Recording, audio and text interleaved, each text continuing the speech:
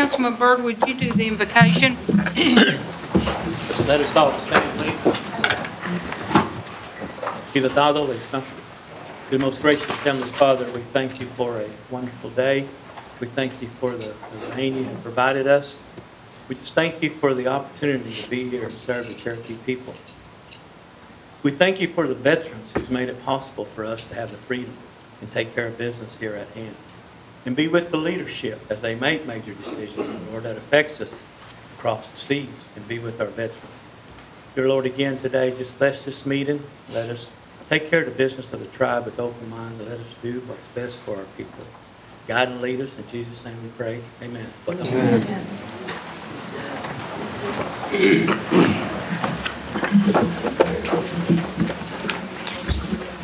Okay. And after roll. Shelley, would you call the roll, please? Jack Baker. Here. Carly Bowser. Here. Joe My name. Here. Jody Fisher-Hahn. Nell Fulbright. Present. Tom Garvin. Honey. Frankie Hargis. Present. Anna Dory Jordan. Present. Lee Schumer. Honey. Nick Lay. Here. Curtis Snell. Here. Denise Taylor. Here. David Thornton. Honey. Victoria Westwood. Honey. David Wilkinson. Honey. Karen Callan. Honey.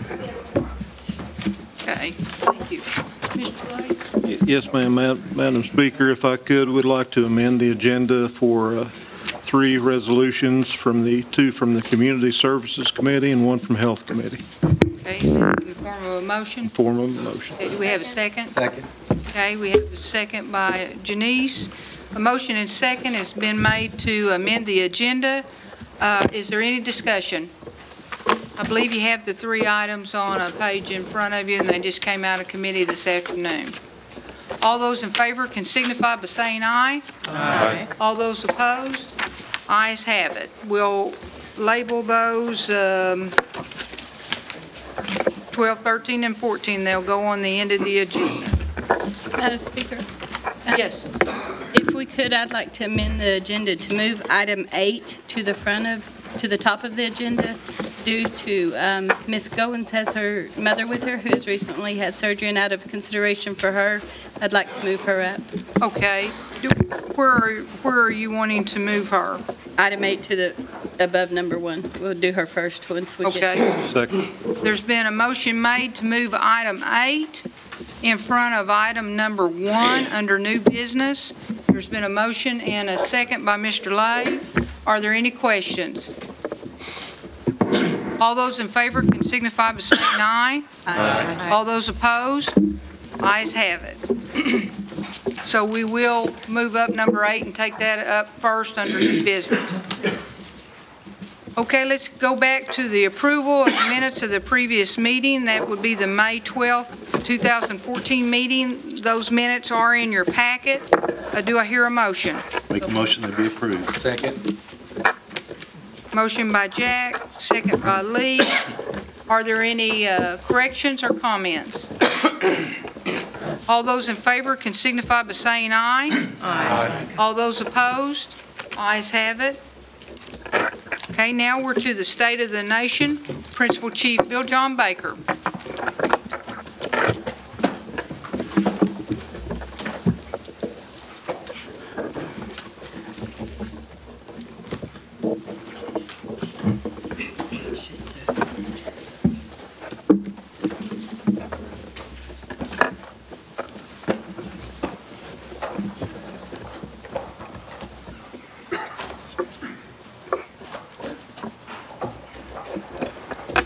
OCO. And welcome to the June council meeting. It truly is an honor and a privilege to be here today and see so many people in the audience that have come out. Many of them will be in the next part when Deputy Chief leads the Warriors Memorial presentations, but I'm going to take personal preference. I've got one of those being presented today is my father's first cousin, 92-year-old Joe Leathers, and his family back here.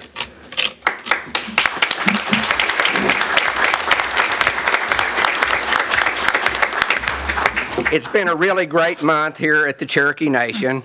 Our Cherokee Nation car tags have been completely rolled out, not only for the contiguous counties, but now you can buy Cherokee car tags anywhere, no matter where you live in the state of Oklahoma. They can show up, and we're ready to process those post-haste.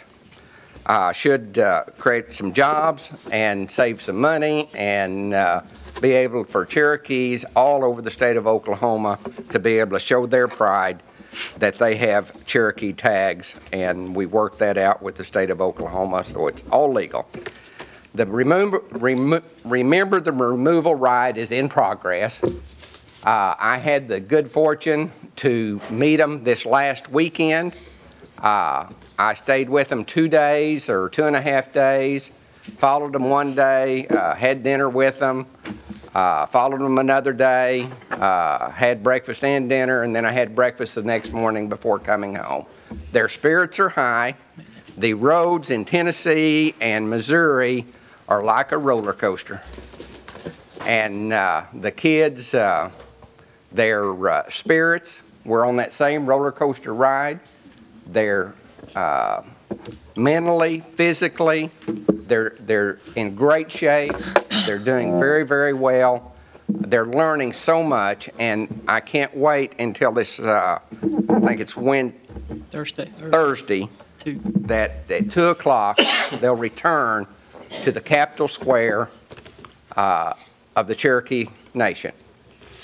And it represents only 175 years ago that our ancestors arrived in Tahlequah, Oklahoma, after the Trail of Tears, after losing everything. And can anybody deny that the Cherokees are doing great today, and more importantly, getting greater every day? We're still awaiting a decision from the federal court on the Freedman case. It has been closed out, and we're waiting for a decision, expecting it just any time.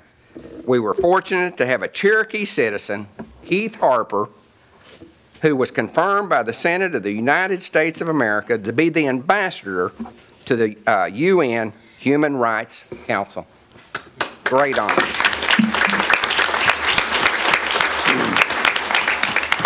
The Cherokee Nation was just awarded $2.5 million grant for new equipment to put in the new hospital at Hastings, the new clinic in Oshalala, the new clinic in Jay, the addition to the clinic in Salisaw, and the addition to the clinic in Stillwell.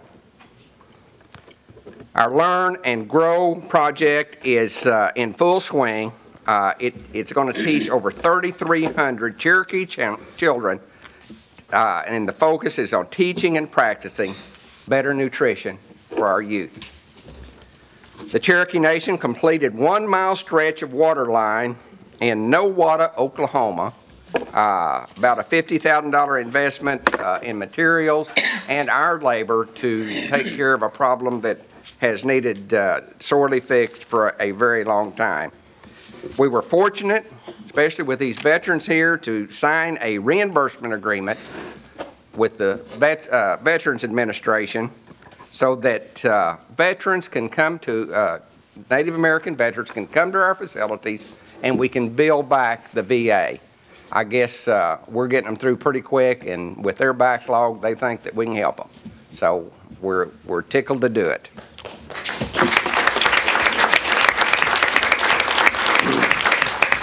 Got special recognition tonight to not only Cherokee Nation, but CNB communication teams. We are a national finalist in 4 categories of the prestigious PR Daily Awards this year. Cherokee Nation is the only tribal nation to ever be recognized by this organization and is competing against some of the world's largest brands. We're in the running with Coca-Cola, Adidas, Nissan, and Tiger Woods Foundation. And if you would, give Amanda a big round.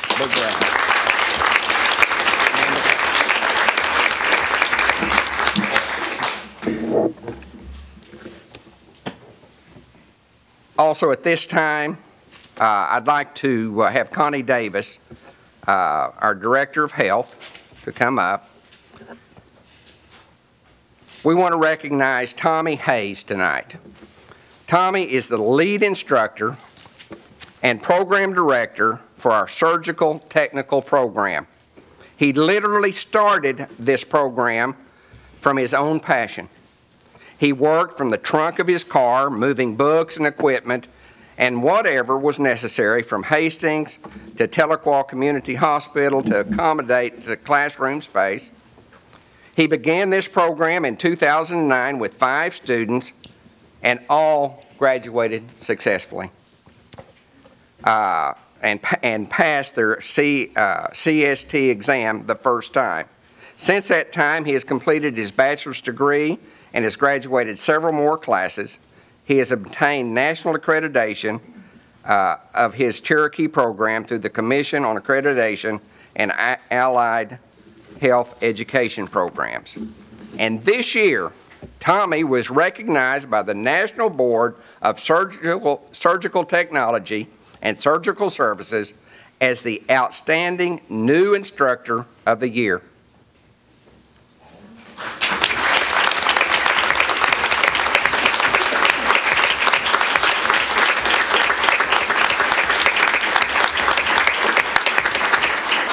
He is a role model for others and a proud Cherokee citizen. Congratulations, Tommy.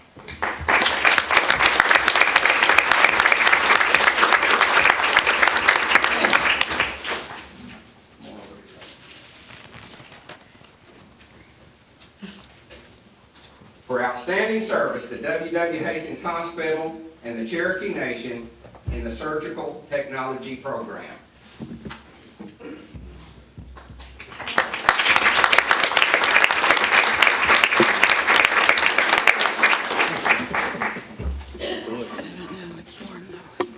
Speech, Tom.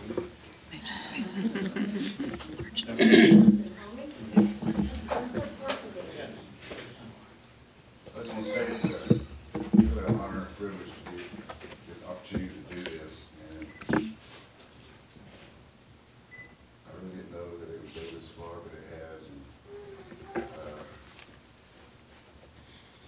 just thankful that I can get back to our community, something I've been doing for 20 years. So I appreciate it.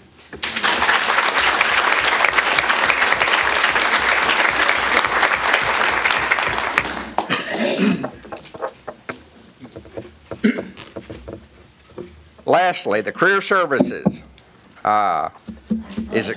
group is here tonight to promote the new website, CherokeeCareerConnects.com.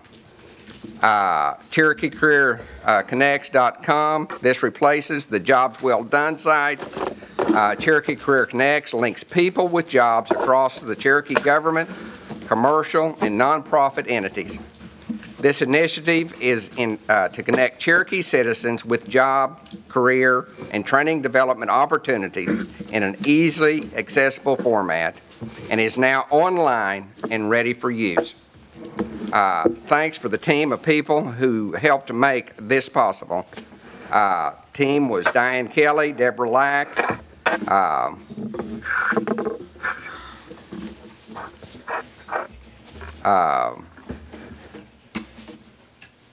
Todd Gord, Craig Henry, Molly Jarvis. Are they here? No? Diane? Thank you.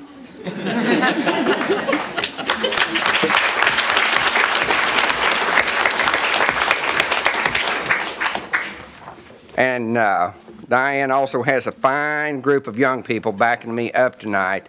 If the interns of the summer interns would please stand, please.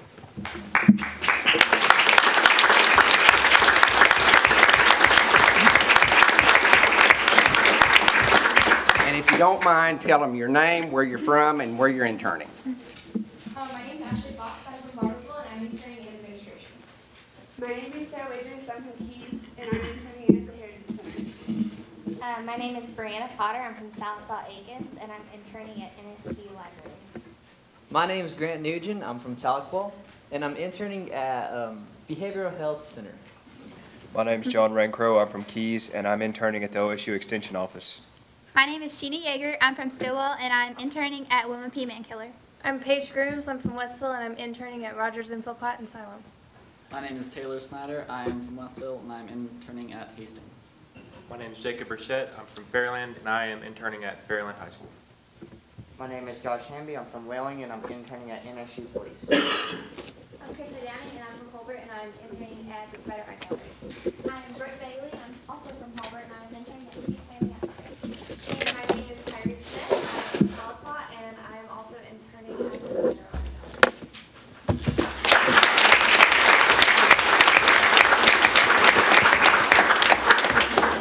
From the looks of these kids, the Cherokee Nation will be in good hands pretty quick. If I could at this time, and they will have refreshments outside when this is over, so there'll be sandwiches and things outside. At this time, if I could read off a list of names of Cherokee citizens that were with us last month, that are not with us this month, and then have a moment of silence. Craig Beaver of Pryor, Jackson Black Fox of Pryor, Theella and Evelyn Brown of Tahlequah,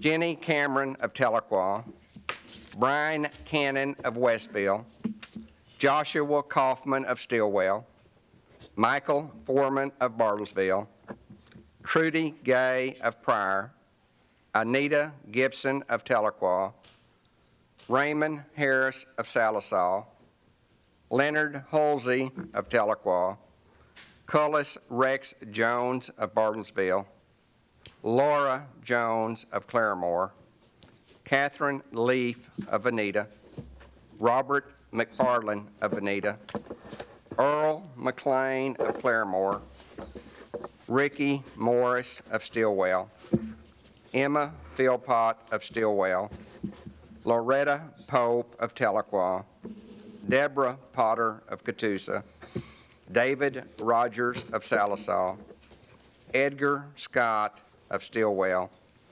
Diane Shamblin of Salisaw, Rudy Shoemake of Tahlequah, Robert Cycles of Tahlequah, Millie Stillwell of Tahlequah, William Taylor of Welch, Wayne Wofford of Grove. And we've got Dr. Carl Downing of Oklahoma City, and also non-Cherokees, a long-serving tribal chairman of the Puyallup tribe, Herman Dillon Sr., and the last Navajo code talker, Chester Nez, age 93. Are there others? Thank you. We've got Kim Rogers, who was in Tennessee, but of California, of course, the grandson of Will Rogers. Shirley Woody of Claremore, who had the Woody's auction on Highway 20. And Jerry Prather, former sheriff of Rogers County, who's a foil. Thank you. Chief. William Dick of Salisaw. Jim Peters of Twin Oaks, and Dusty Rogers, Leach. Johnny Carla. Johnny Carla, yeah. Others?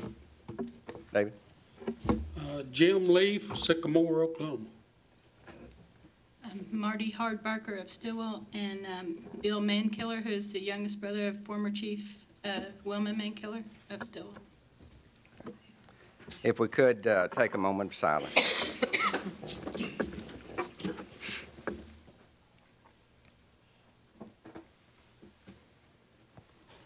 Wadeau.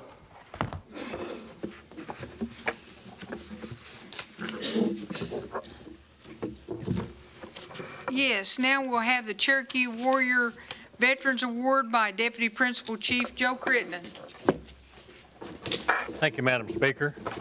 Tonight, we're blessed to be able to recognize 5 veterans for serving this country. The first veteran I have is deceased. Who is here from the family of Gippy Woodall? Would you all come forward, please? And also Victoria Vasquez, would you come down, Council Lady? Sarah Phillips' uncle that he's been trying to get. While these folks are coming down, I'm going to read some of the history. Mr. Woodall was born on the family farm near Welch in Craig County in 1916. His parents were Ira Coon Woodall, an original enrollee, and Grace Bell Woodall. Gippy was one of 9 children. He had 1 brother and 7 sisters. He attended rural school through the 8th grade. He helped his father haul coal by wagon from west of Welch to Pitcher. He also worked with the CCT before entering the Army. He was killed in Italy on November 11, 1944. He was a scout for his company and was ambushed by the Germans. He was buried by the Germans in a mass grave, and his remains were not found until the early 1950s.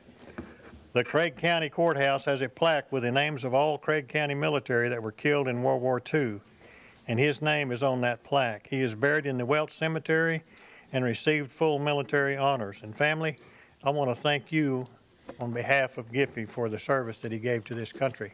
Thank you.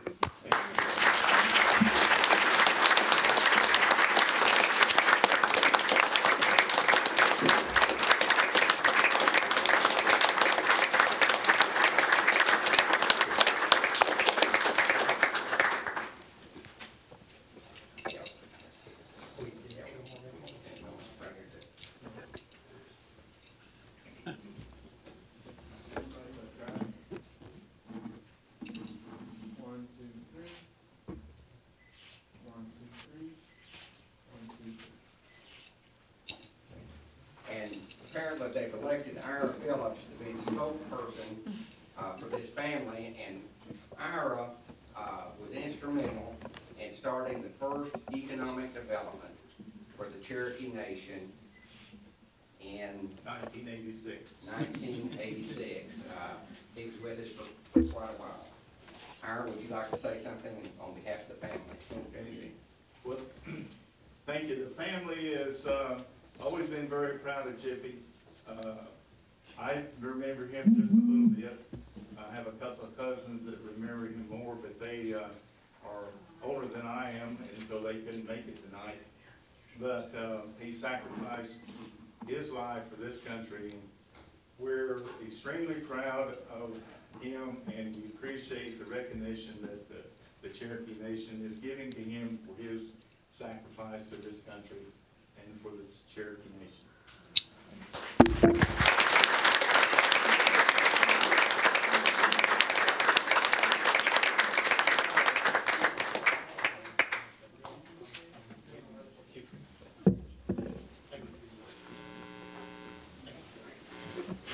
Nation gift shops with 8.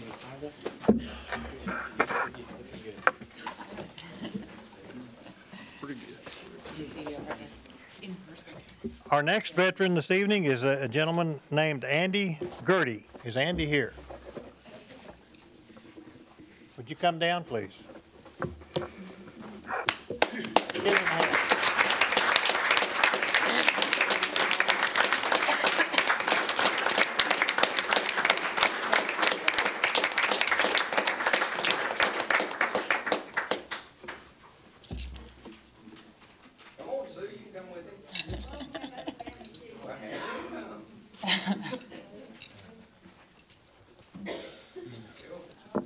Mr. Gertie was born in 1934 in Claremore at the Claremore Indian Hospital.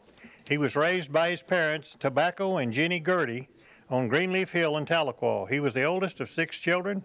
He attended 2 country elementary schools, including Woodall, for grades 1 through 8.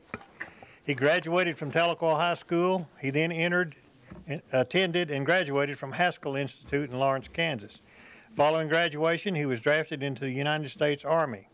He entered as a private first class in 1957.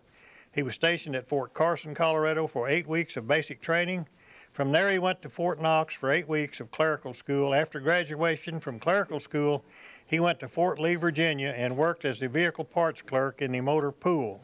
His awards include the Good Conduct Medal and Honorable Discharge. And sir, I want to thank you for your service to this country.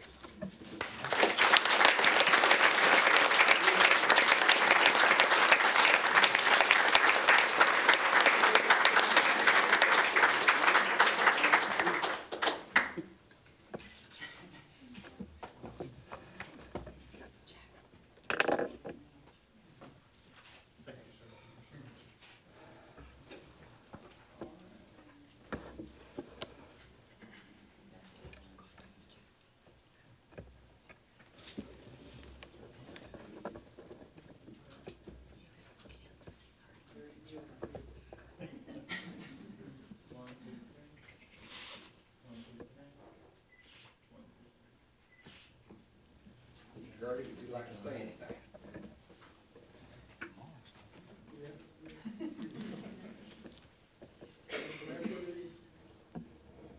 I was born in Bamboo, Oklahoma, raised here in Cherokee Nation. And I went to public school, high school, South Fork Tigers. 1955 graduated, South Fork Tigers. And I left when I went to Kansas. Military, came back, stayed with my mom, and went back to work for Kansas again, before I made my home. So they used to ask me, how come you didn't stay in California work? And back then, they didn't give me the job opportunity. The Cherokee Nation is still in limbo. Still coming.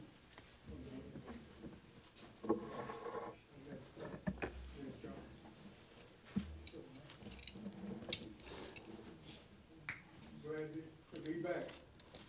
Come back here once in a while. They took my brother and a friend. Good to be back in California.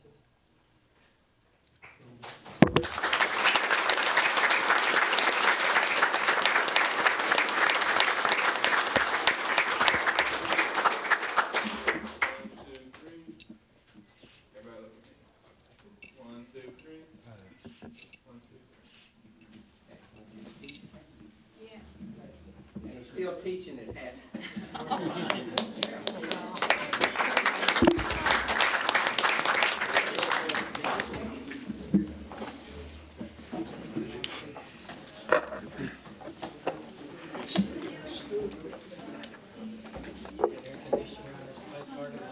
know. The roof over there turned it up.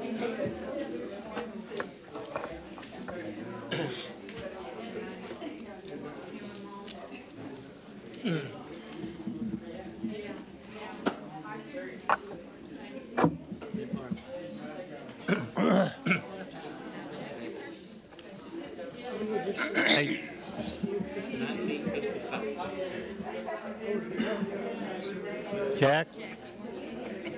Hey, Jack.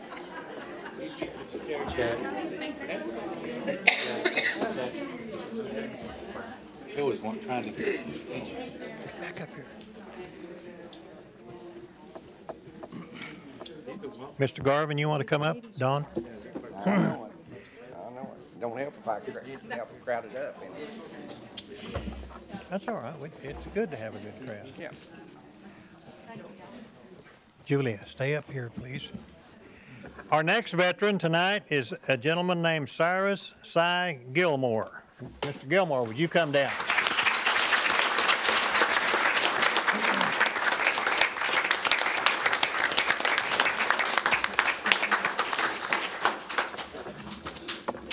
Mr. Gilmore was born in 1929 in a single-wall lease house in Davenport. He was the seventh of 8 children born to Donald Bruce and Carolyn Elizabeth Johnson Gilmore.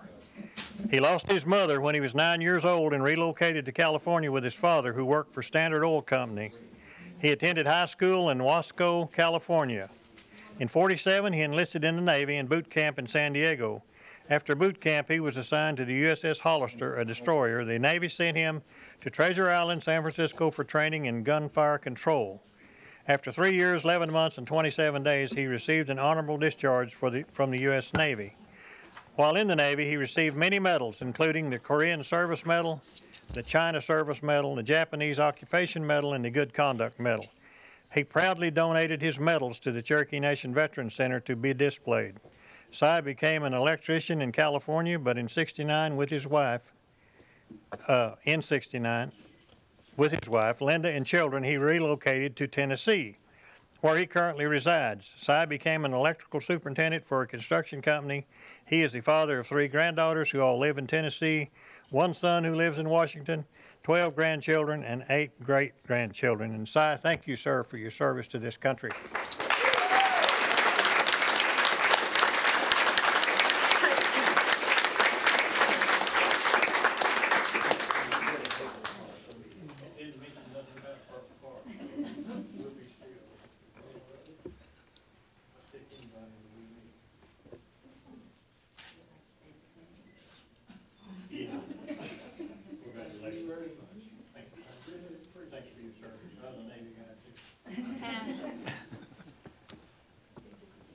Okay, everybody look at the middle camera first. Just take a photo.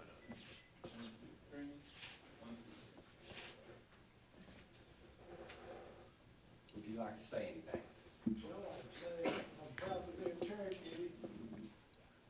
I'm proud to serve our country and God and the Cherokee Nation. Amen.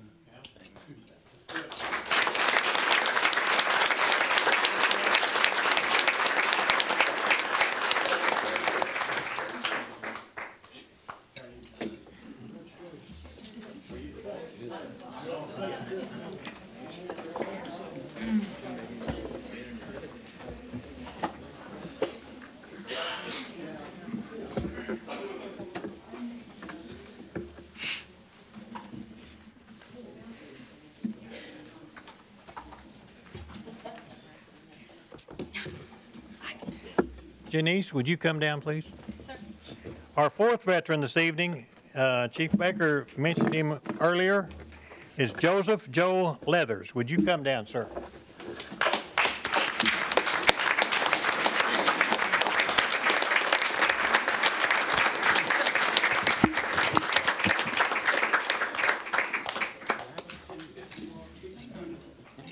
Come on, family.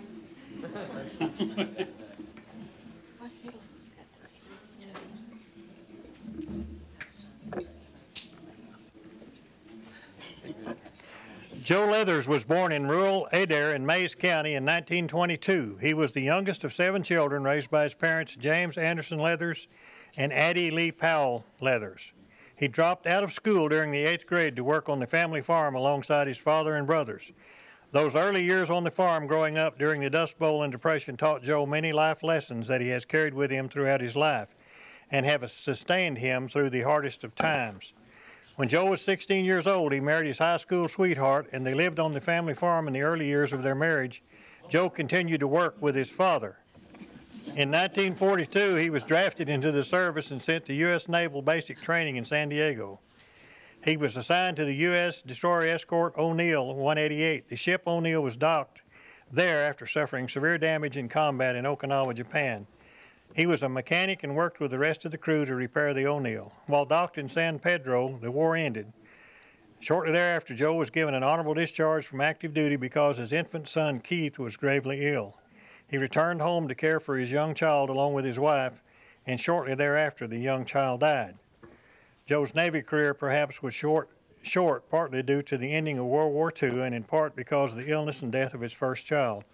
But we honor him and salute him for his courage and willingness to fight for our freedom.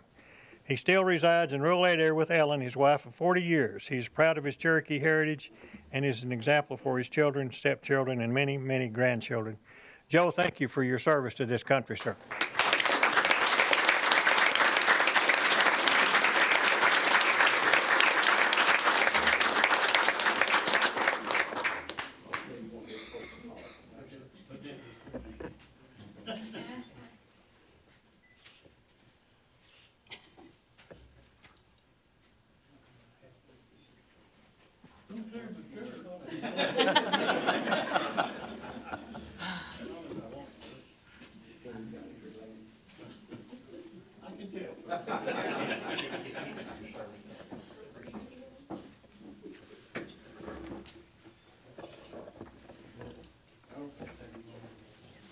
Who's his counsel?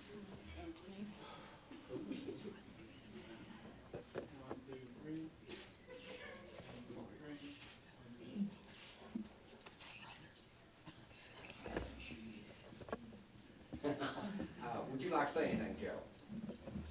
When are we gonna eat?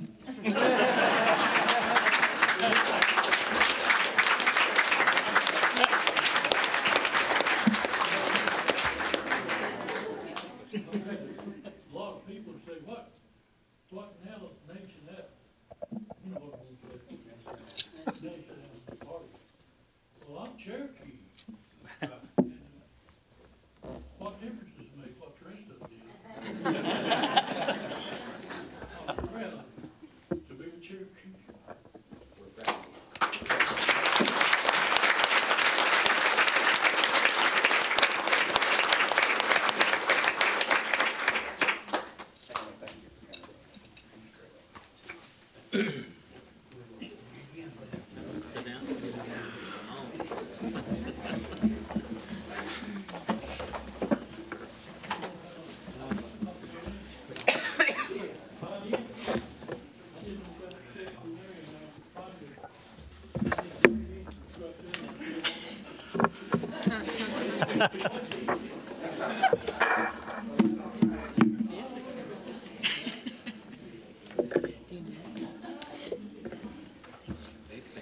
Jack, would you come back down again, please? One more. Miss Julia, would you come one more time, please? He said if you're little Cherokee, doesn't make any difference what the rest of you are. Stick is 80% Cherokee, 20% stand. And our next veteran this evening is Winfred Wink Chamberlain. Would you come down, sir?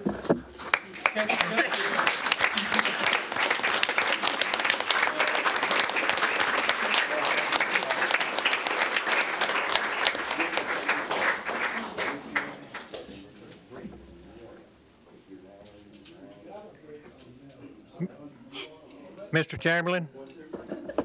Mr. Chamberlain? Do you go by Wink? Yeah. Okay, That's the third wink in my family. that's what they got down here, so it won't offend you, okay? All right. Wink was born in 1921 and attended schools in the Houston, Texas area. He was attending Rice Institute when the Japanese attacked Pearl Harbor.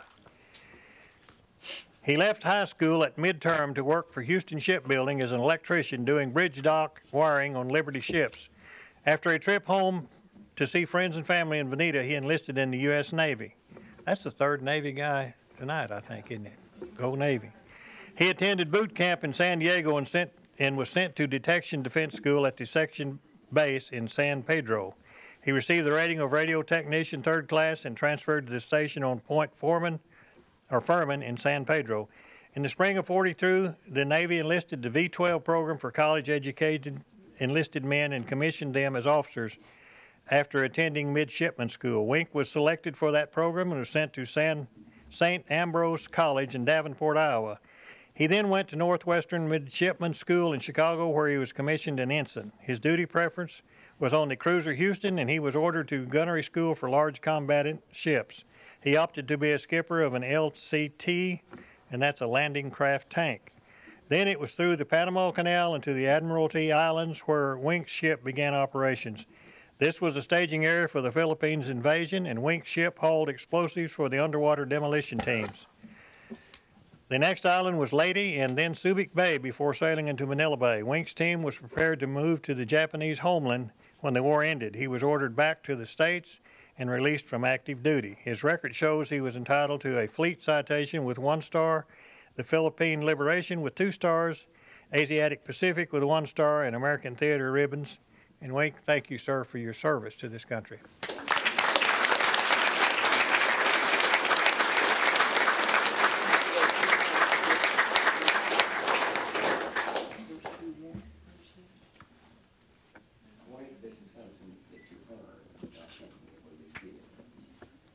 Well, I feel like, when people thank me for my service, I say, hey, I volunteered.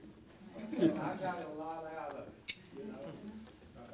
I wound up with an education, for example. And one thing I might say, my dad was killed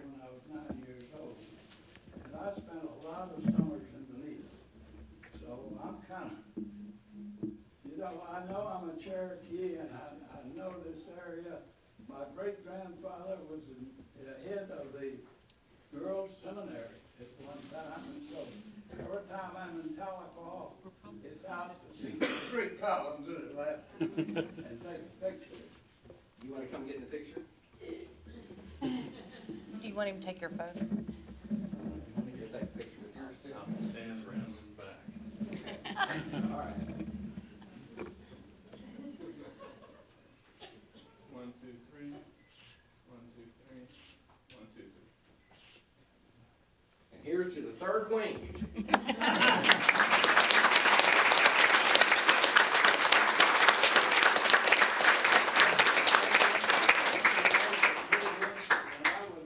Everybody took me back to Bonita and said, oh, little one. Deputy? You're just getting Navy guys, aren't you?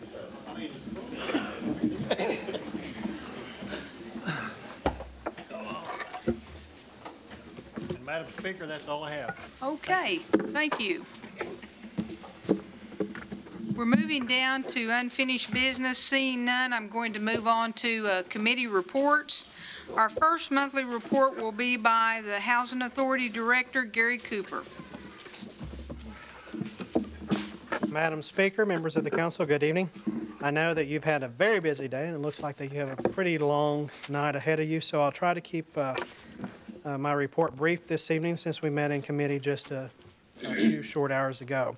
This month's regular Housing Authority Board meeting is scheduled for tomorrow evening, Tuesday the 17th at 5:30 at our offices in Tahlequah. 2 weeks ago, the National American Indian Housing Council, which is our national organization, the only one that we have for Native American housing issues, we had our annual convention in Kansas City. It was a great convention, as it always is, and this year was also an election year. And I'm happy to report that we elected a new chairwoman for the organization. Sammy Jo Diffentorum, who is the executive director of the Siletz Tribal Housing Authority up in Oregon, will lead the organization for the next 2 years as our chairman. I'm very, very proud to work with Sammy. I've known her for quite some time, and it's going to be an honor to work with her for the next couple of years. I know that she'll be a great leader for our national organization, and she has a long road ahead of her. And as you know, I serve as a board of directors for that organization as well, so I'm glad that Sammy Jo is there to help me out. Last week was our 4th session of negotiated rulemaking. We had a very good meeting. It was our last meeting with Assistant Secretary Sandy Enriquez. Assistant Secretary Enriquez, Sandy as she likes to be called. She's probably one of the best assistant secretaries we've had. She's a very down-to-earth person. She will be greatly missed, and she ends her tenure with HUD at the end of this month. We did have a very productive meeting. We were able to reach consensus at least on a conceptual item, so now we're working on drafting that and getting it down into the final language, and it's probably one of the most important, if not the most important, parts of our whole negotiations. So we have made some progress. Next month we will meet again in Denver, and the new acting secretary will sit on the committee at that time until the president names a new assistant secretary.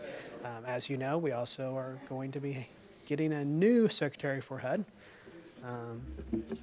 and he I'm glad to say that I think that he will make a very good person, and Secretary Donovan is going to be over at OMB, so I think that will be good for us and for Indian housing as well.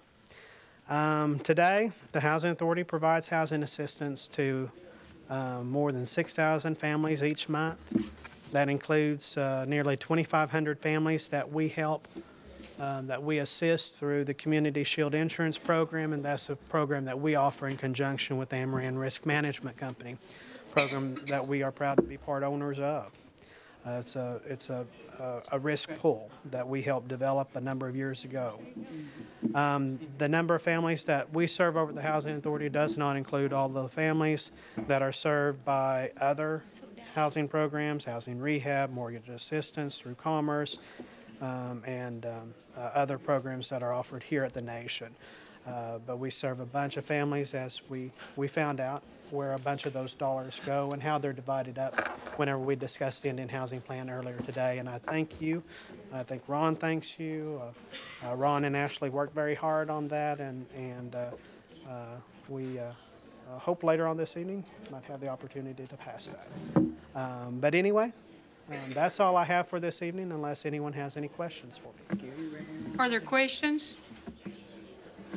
Okay, good report. Thank you, ma'am. Thank you. Our next report will be by Cherokee Nation Business CEO Sean Slayton. Good evening, Council. Good evening. Be reporting on March financials for the company. We had a strong March, a little bit of a soft April, but we stormed back hard in May. So when we get to May, I think you'll find that report very interesting. Additionally, we contributed $283,000 to the nation in tax collections. We have the 4 clinics underway. All are going good and progressing. Some have been slowed a little for the weather. Just a point of order. Can we allow them to come out? Because I think the audience is having trouble hearing. I think it's just because the extra noise in the room. We give a pause for a moment so the audience can hear. Mr. Cornsett, would you care to shut the doors there if we can get them? There you go. Can't hear you. Oh, we can. Thank you, Gina. Thank you. Okay. Thank you, Madam Speaker. Thank you.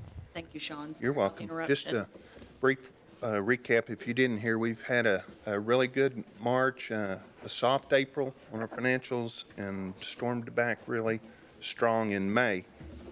Contributed $283,000 in tax collections to the nation in May. We've got 4 health clinics underway.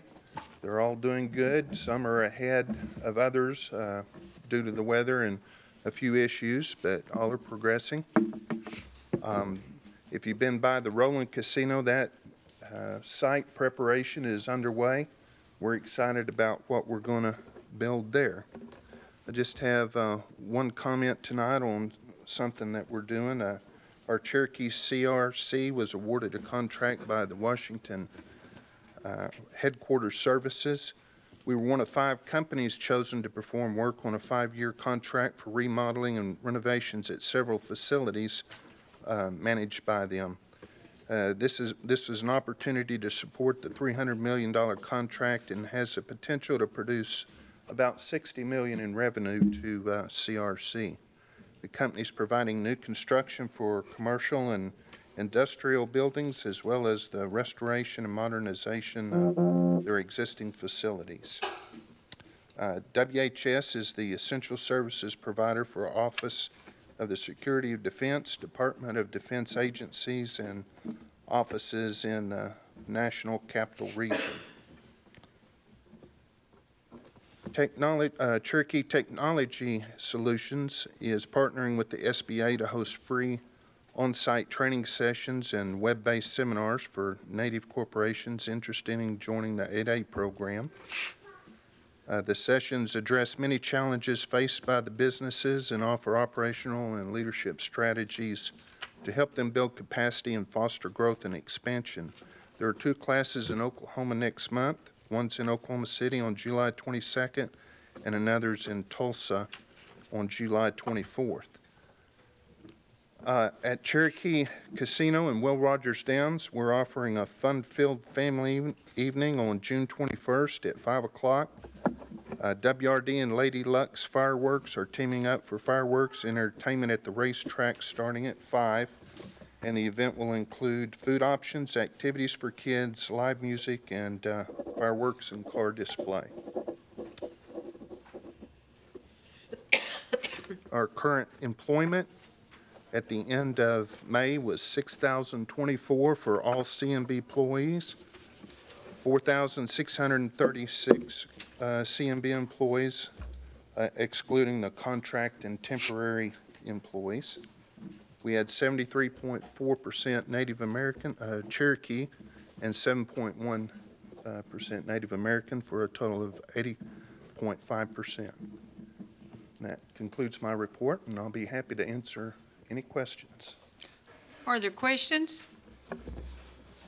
Thank you, Mr. Slayton. Good report. Thank you. Seeing no old business, we're going to move into new business, and we're going to move to number 8. Victoria?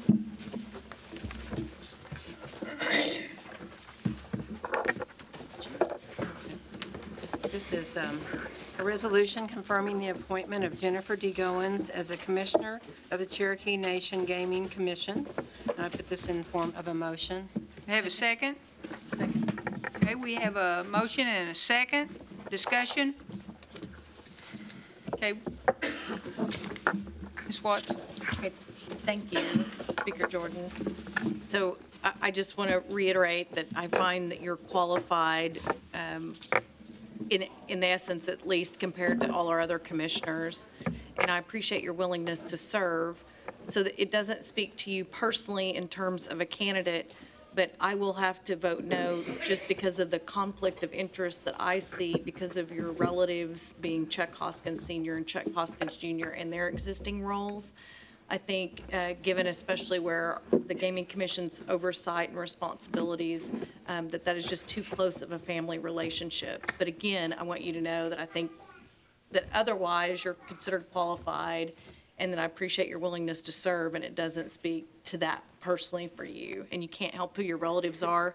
But we have a responsibility in terms of governance, and that will be why I'm voting no tonight. Okay. Thank you. Thank you for your comments. I appreciate that. And I'm sorry, Ms. Goins, I should have recognized you and had you come up beforehand. I apologize for that. Okay. Are there other questions? I'll make a comment. Yes. One of the reasons I can support you is because of the way our structure and our tribe. You have our enterprise board who takes care of the businesses of the tribe, C&B, as well as C&E. Then you have our tribal government, which your relatives are part of our tribal government. So in that way, I think I can support you. Thank you. Yes. I would just like to make a comment as well. In looking over your resume, the jobs that you have had and the things that you have been responsible for have required a great attention to detail, and I don't think anything is going to get past you. So I think you'll be excellent in the position. Thank you very much. I appreciate that. Other questions, comments? Yes. Yes. If you don't want Hoskins boys can put up with them, why, I'll sure support you.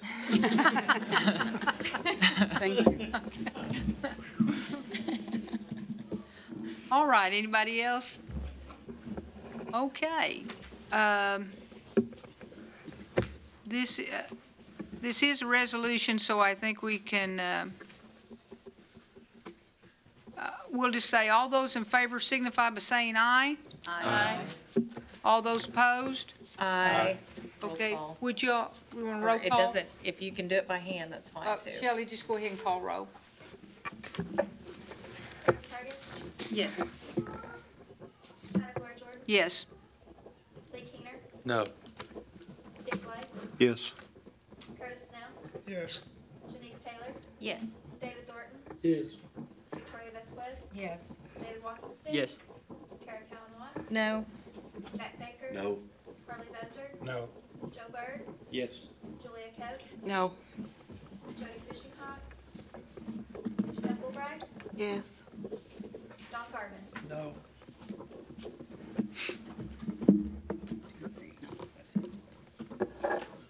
We have 10 yes and 6 no. All right. I want to introduce to you Jennifer Goins. She'll be our newest Gaming Commission member. Would you like to say a few words?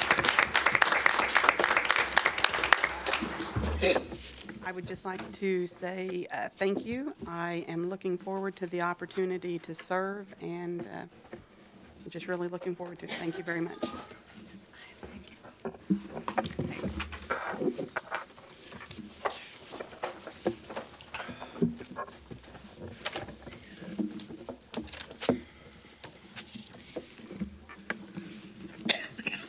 That moves us back up to number 1 under new business. Is our tribal attorney here or our AG here? Tribal attorney. Diane, I would like to ask the group if we could, and I need to get our attorney here, what is the best way to request that, does this need to go back to committee or does this need to be withdrawn? This is the doctoral program, which we talked about today, that is being corrected by policy. And so You would. withdraw, I'm not sure that we can just, okay. Then we'll just, want to go ahead and make a motion to withdraw? I move that we withdraw this. Do I have a second? Second. Okay, we have a motion by Janelle, second by Victoria to draw. Okay, thank you. I just wanted to be sure that we did it the correct way. Let's see. All in favor can signify by saying aye. Aye. All opposed? Ayes have it. If you'll recall, the doctoral program is being extended, but it's being extended by policy. And we have discussed this for several months, and we would rather do it by policy than by legislation. So it's going to be accomplished, it's just going to be accomplished a different way. So that moves us to number 2. Mr. Walkenstick, will you take that? Yes, thank you, Madam Speaker. This is an act relating to amendment to the Concurrent Enrollment Scholarship Act of 2011 to revise the eligibility requirements, moving from 6 hours to 9 hours, and to fund the bill after the fact of the semester. And I'd like to turn to a motion. Second. Okay, we have a motion, and who did the second? Councilor Watts did the second. Are there any discussion or questions? And just for you folks out there, especially for your young folks, we were just doing 6 hours. This would raise it to 9 hours of concurrent enrollment. So if you're still in high school, you could take up to 9 hours a semester of concurrent enrollment, and we'll help you pay for it. We do this by acclamation. Yes, well, there's been a request to do it by acclamation. If there are no questions or discussion, all those in favor can signify by saying aye. Aye. Opposed? Ayes have it. Okay. Number 3, Mr. Byrd, would you care to take that? Yes, this is Resolution 14-052. Resolution authorizing the development and submission of a grant application to Department of Justice for Second Chance Act Comprehensive Community-Based Adult Reentry Program utilizing mentors. Motion? Second. Okay, we have a motion and a second. Is there discussion or questions? This is a grant application. By acclamation again, ma'am. Okay, we have a request by acclamation. All those in favor can signify by saying aye. Aye. All those opposed? Ayes have it. That grant will be submitted. Number 4, Ms. Taylor, will you take that?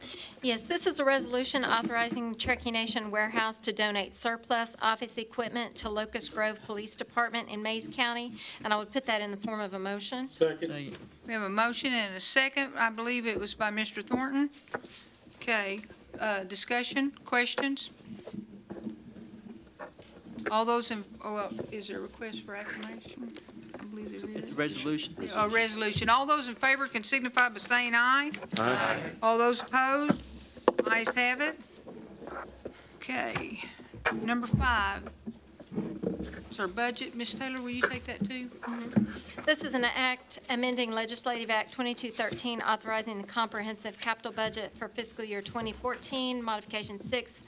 The purpose is to authorize and approve the use of funds subject to the availability of those funds in accordance with Section 4, changing the amounts of certain cost centers approved in the Comprehensive Capital Budget Act for fiscal year 2014 or subsequent amendment.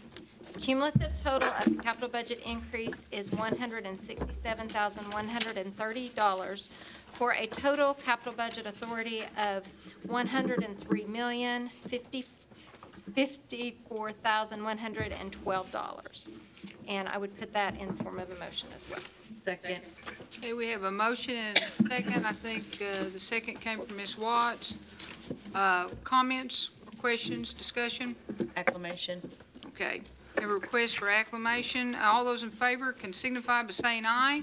Aye. All those opposed? Ayes have it. Ms. Taylor, I'll have you take number 6 too. This is an act amending the authorizing the comprehensive operating budget for fiscal year 2014, modification 9, and it is to authorize and approve the use of funds subject to the availability of those funds in accordance with Section 4, changing the amounts of certain cost centers approved in the Comprehensive Budget Act for fiscal year 2014 or a subsequent amendment. The cumulative total of the budget increase is $3,214,976 for a total budget of $609,961,510. And I would put that in the form of a motion. Second the motion. Okay, so we have a motion and a second. Mr. Walkingstick.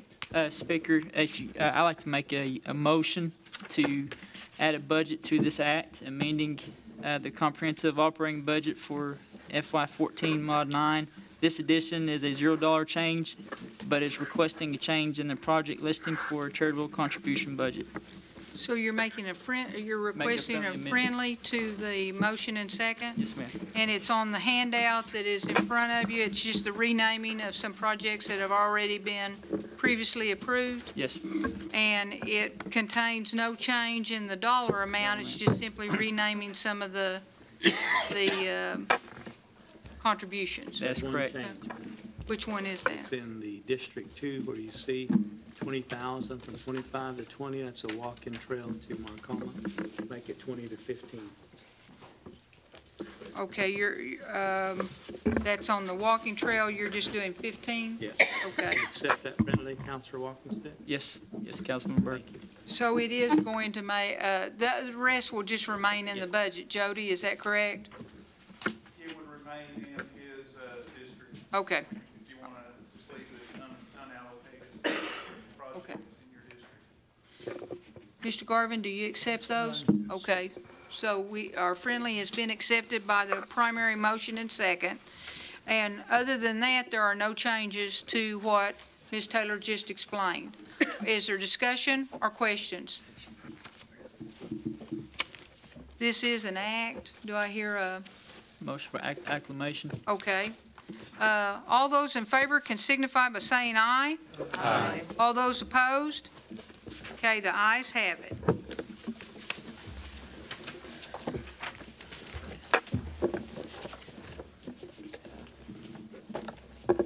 Mr. Walkingstick, will you take number 7? Yes. This is a resolution confirming the nomination of Robin McLean Smith as a board member of the Cherokee Nation Community Association Corporation. I'd like that put into a form of a motion. Okay, we have a motion and then a second by, okay, discussion. And I just, by way of announcement, if you all will remember, she came in by telephone. At our committee meeting, there was an extensive meeting of, I believe, some length of time, and we don't have the means really to bring her in by telephone here. So she's not with us tonight. But I think most of the questions were answered at the committee meeting. Now, do we have discussion? Ms. Coates. Yeah, thank you. I am I'm saddened by this nomination. I'm dismayed by it. I'm saddened that we've continued to receive protest against it from at-large citizens for the last 2 weeks, and that's going to be disregarded, apparently. There are a number of points that I want to make. I think there's a misunderstanding about what qualifies someone to be on the Cherokee Nation Community Association Board. This is not a board that interacts with all of the at-large citizens, and so therefore any at-large citizen should be eligible and equally qualified to serve on it. This is a board that specifically oversees the affairs of the 22 satellite organizations. And there was a board meeting last month at which one of the board members, Ms. Donnie Mackey, acknowledged in a very honest statement that I appreciated. She said that when she had first come onto the board, she just did not have an inkling of how complex the work would be, how complex the issues were, and she acknowledged that it had been about a 2.5-year learning curve for her. I think that we have 2 members of the board who, through no faults of their own, because they're automatically on this board because of their positions, and these are the directors of community services and the directors of education, that to this day have no real substantive interactions with at-large people. We had a nominee last month of Jackie Archambault, which was an excellent nomination because she's somebody who has worked with these organizations since day one. She's given her heart and soul to it. She's worked tirelessly. She's respected by people on all sides of the aisle, so to speak. And that's the kind of nominee that we need for this board. So I would submit to you that at this point we've got one person who is doing a great deal of the work because they understand it very intimately. We have a second person who is catching up to it on what she has admitted has been a 2.5-year learning curve. But I feel very strongly that what we're about to do here is to put a 5th and final person on this board that, again, has no experience in this whatsoever, has no real interactions with the at-large community organizations that this board is supposed to oversee. And I'm just concerned that this leaves Jackie carrying a lot of the burden. I mean, the 2 people that are being replaced here because their nominations expired or their terms expired were both had a lot of deep knowledge about the organizations as well. But I think that what we're ending up with here is a 5-person board, and out of those 5, only one of them really has significant knowledge about these organizations.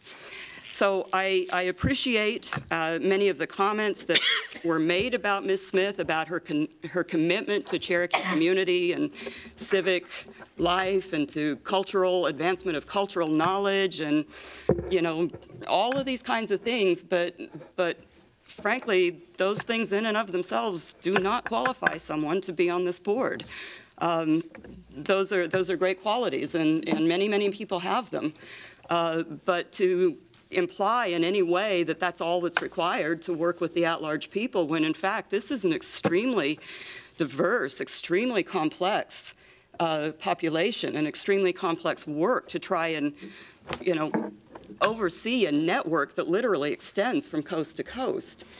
I find that baffling somehow, and that this is something that anybody could do because they have heart. And I don't know. I don't understand what's going on here in terms of this nomination. We have received numerous protests in the last few days, especially. Most of them have been along these lines, but there are also other points that are problematic here, and that is that the person who is nominated is the administrator of a Facebook page, which many of the at-large people know from long views over several years on this page is no friend to the at-large people. The people who post on it frequently call the at-large citizens names such as idiots and stupid. The nominee has used such language in communications, direct communications to some of the officers of at-large community organizations. And when questioned, she claimed it was free speech and she's not going to censor anybody, and I appreciate that.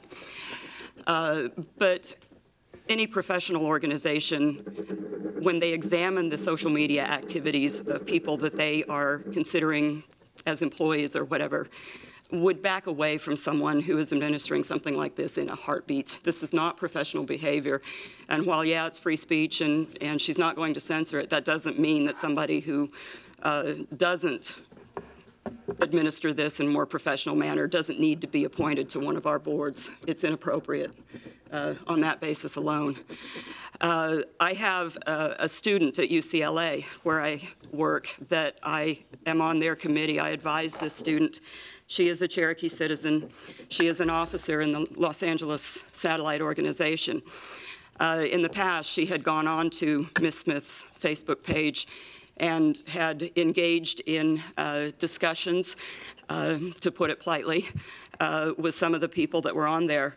And when I discovered she was doing this, I told her to get off of that page immediately and stay away from it.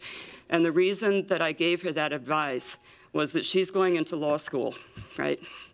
And I said, you are going to graduate from law school. You are going to have employers looking at your social media activity, right? Because that's what employers do nowadays, and we all know that.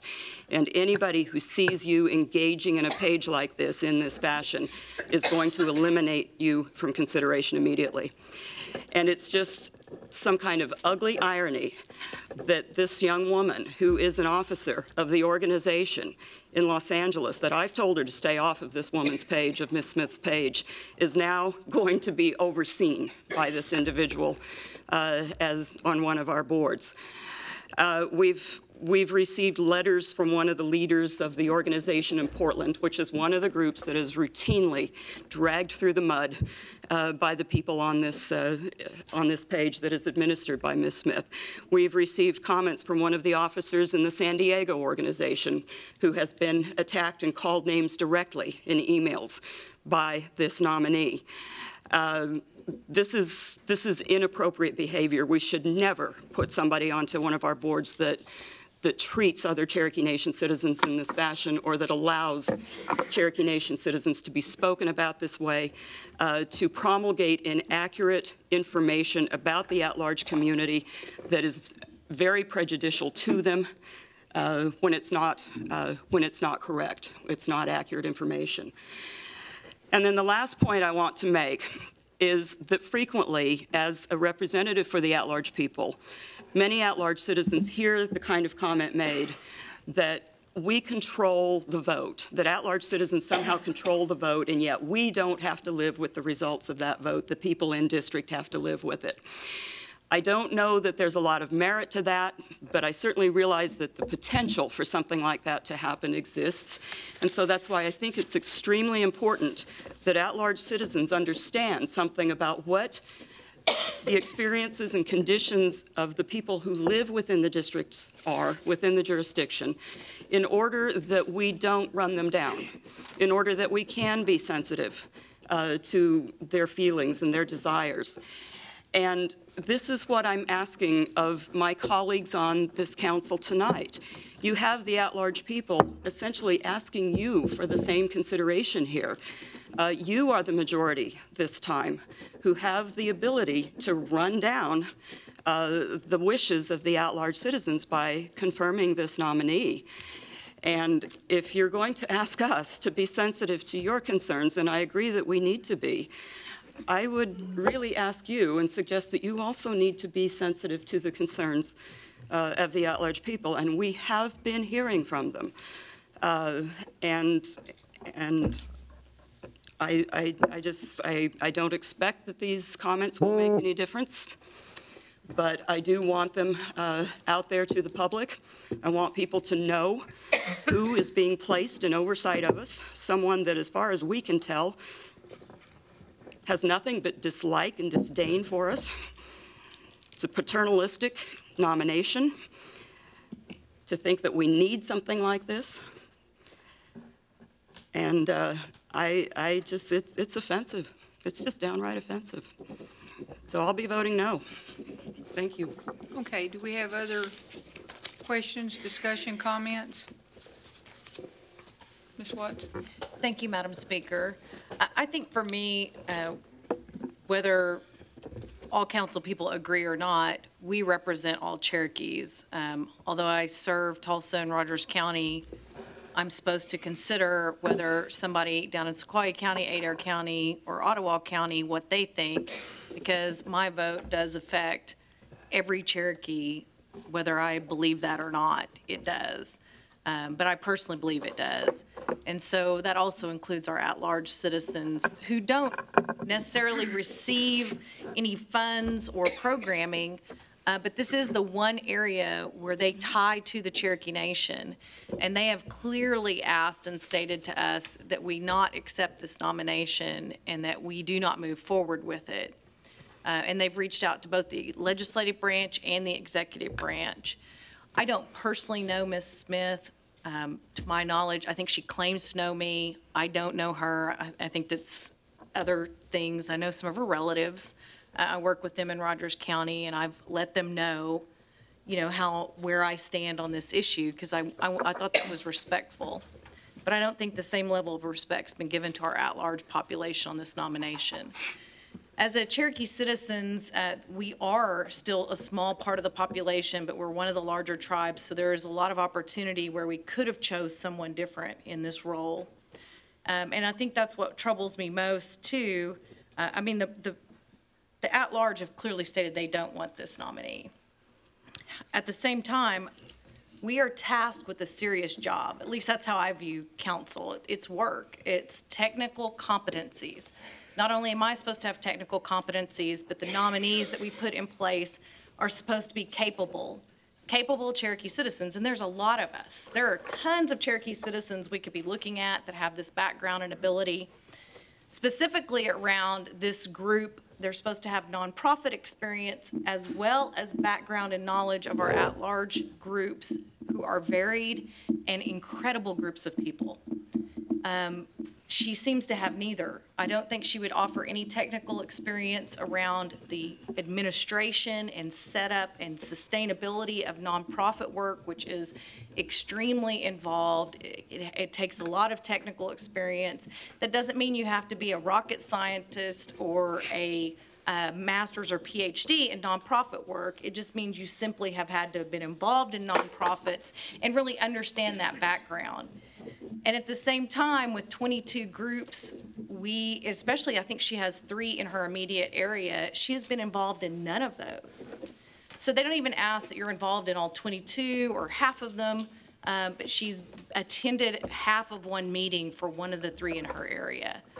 So that's problematic too. So the 2 very things that I think qualify people for this board, she really has neither. She has neither the nonprofit technical experience to create bylaws and uphold bylaws and work within nonprofits and community building. She really hasn't, even though there's been indications of some great things as her as a Cherokee citizen, she's not demonstrated community grassroots networking and the things that we know as Cherokee women, especially whether it's home or abroad, you have to get out in the community and do work. And how do you organize around that? She's not demonstrated that either, let alone those technical competencies of 501c3 status and those things. But then also not having been involved or engaged with any of the 22 wonderful at-large groups that we have across the nation. It's extremely problematic, especially given the context of where we're at with this board. This board has completely gone in the opposite direction of what I think our intent would be. When we give tribal resources to at-large communities, we should be really developing them. So we appear budget-wise to have resources. We had this wonderful conference that the staff did a great job on a couple of weeks ago in Tahlequah. We appear to be supporting our groups. We appear to be supporting the at-large groups. But yet we've gone completely in the opposite direction in terms of leadership and oversight on our boards. And the feedback I get from our at-large groups is that they are needing help technical assistance. They're needing the nonprofit status to be strengthened, to make sure that that umbrella is there to protect the work they're doing in order to bring their families together and tie back to the Cherokee Nation.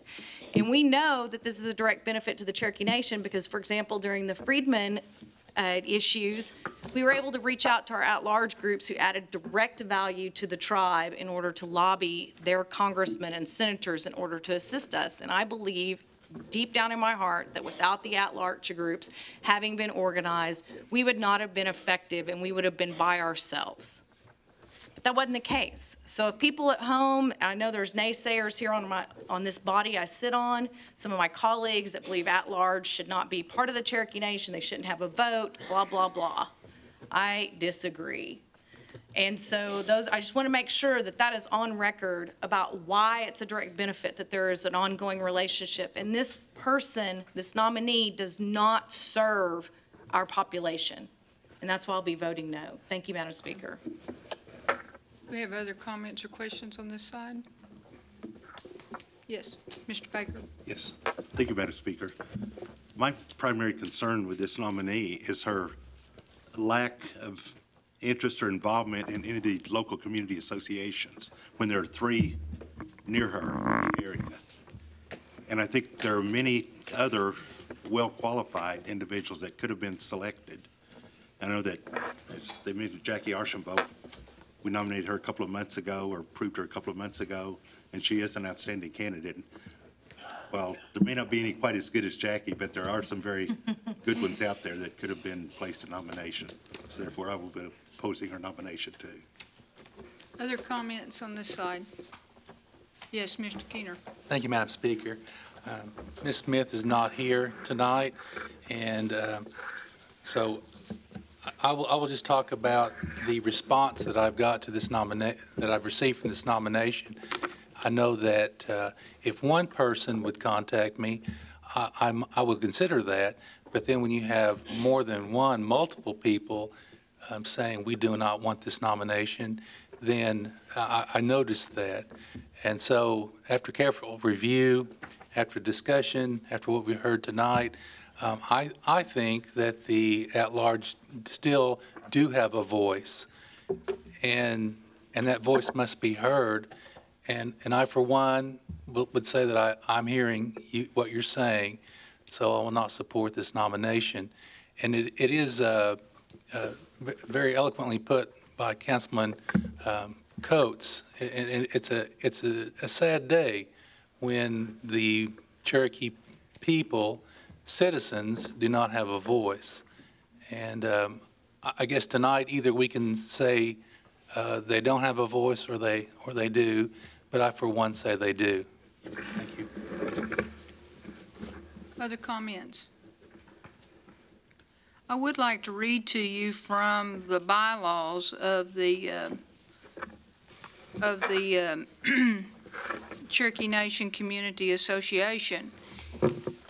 It says that the bylaws that this organization exists to establish a point of connection for Cherokee Nation citizens residing outside the historical boundaries of the Cherokee Nation in Northeast Oklahoma with each other and their elected officials, and to foster civil and cultural connections between the Cherokee Nation and its citizens outside the boundaries.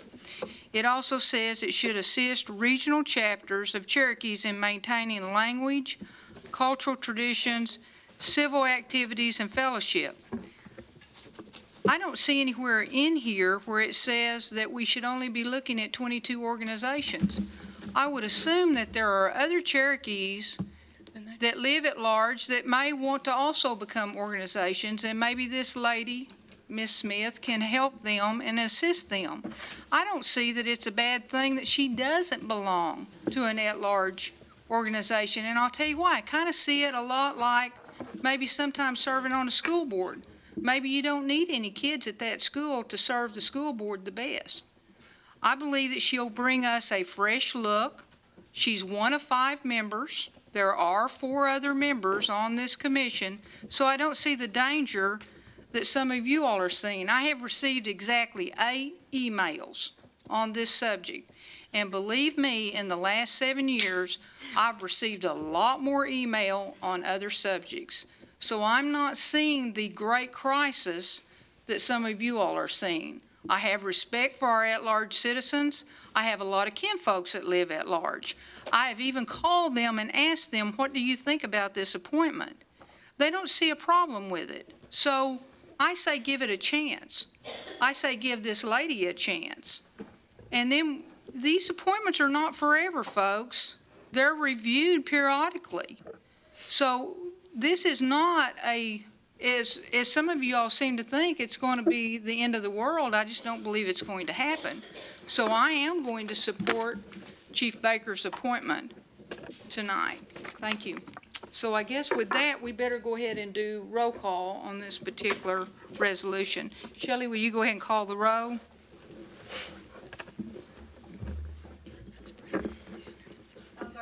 No. Frankie Hargis, Yes. China Glory Jordan, Yes. Lee Keener, No. Dick Lay, Yes. Curtis Snow, Yes. Janice Taylor, Yes. David Thornton, Yes.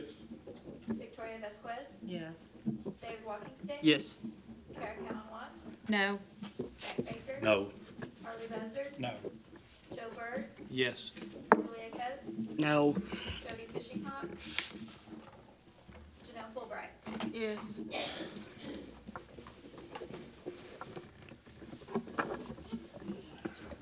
Yes, 6 no. Okay. So the resolution confirming the nomination of Robin McLean Smith as a board member of the Cherokee Nation Community Association Corporation passes.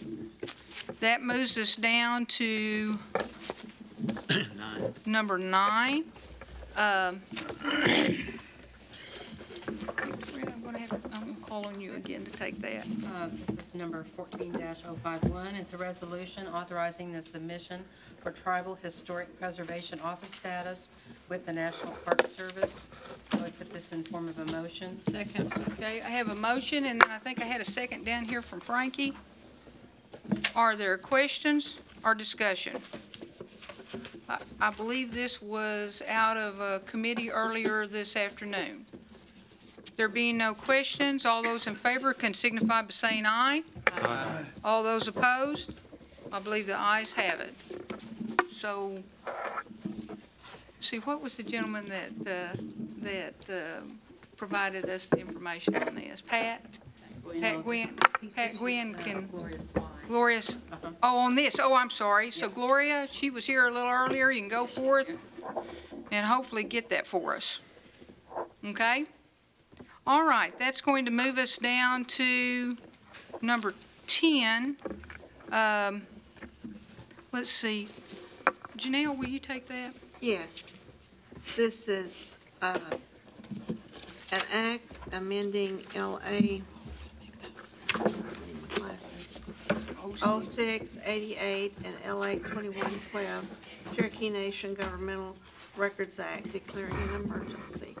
Sponsors are China Glory Jordan and myself. Jody Fishinghawk is unable to be here tonight. I put that in form of a motion and ask for a second. Okay, so we have a motion and second, and that was amending LA 0698? Okay, and LA 2112. With a motion and second, we'll open up discussion at this time. Madam Chair. Yes. Madam Chair, I'd like to offer a friendly amendment before we go any further on this act. And the amendment that I'd like to offer is to take away some of the days for the GRA Act. We presently have 20. What I would propose to do is add 6 days, not 6 days, but add 4 days to the existing act, which would make it, I believe, 10 days.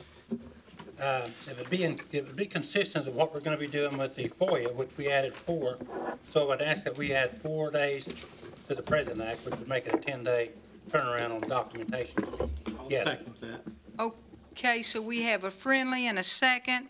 And Harley, I believe you're on page 2B, where it says within 20, you would like to say within 10. Yes. That'd be the, adding the 4 days. days that you're talking about. Yes. So that 20 would be changed to 10. Then at the end of that paragraph, 20 would also be changed to 10. Is that correct? Correct. That is Okay. correct. Janelle, you made the motion. Would you accept that Yes. friendly? Yes, well, And Victoria, you did the second, so you would accept that. So we will accept that motion in second to change 20 to 10. Is all minds clear on that? 20 to 10. Okay. Now we'll open up for discussion. Ms. Watts. Thank you, Madam Speaker. So after trying to consider this, after all the changes that were given to us the day of the committee, or at the time of committee, and then we got the changes, I was trying to understand where it's confidential under Cherokee Nation law, and that's going to refer back to the FOIA, is that correct on that?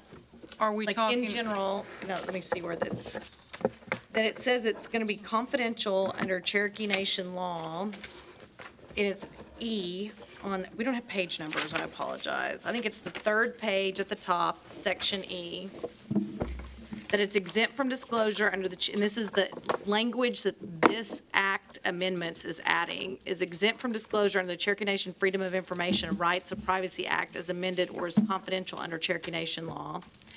And then it says shortly after that, that the record shall nevertheless be produced or otherwise made available.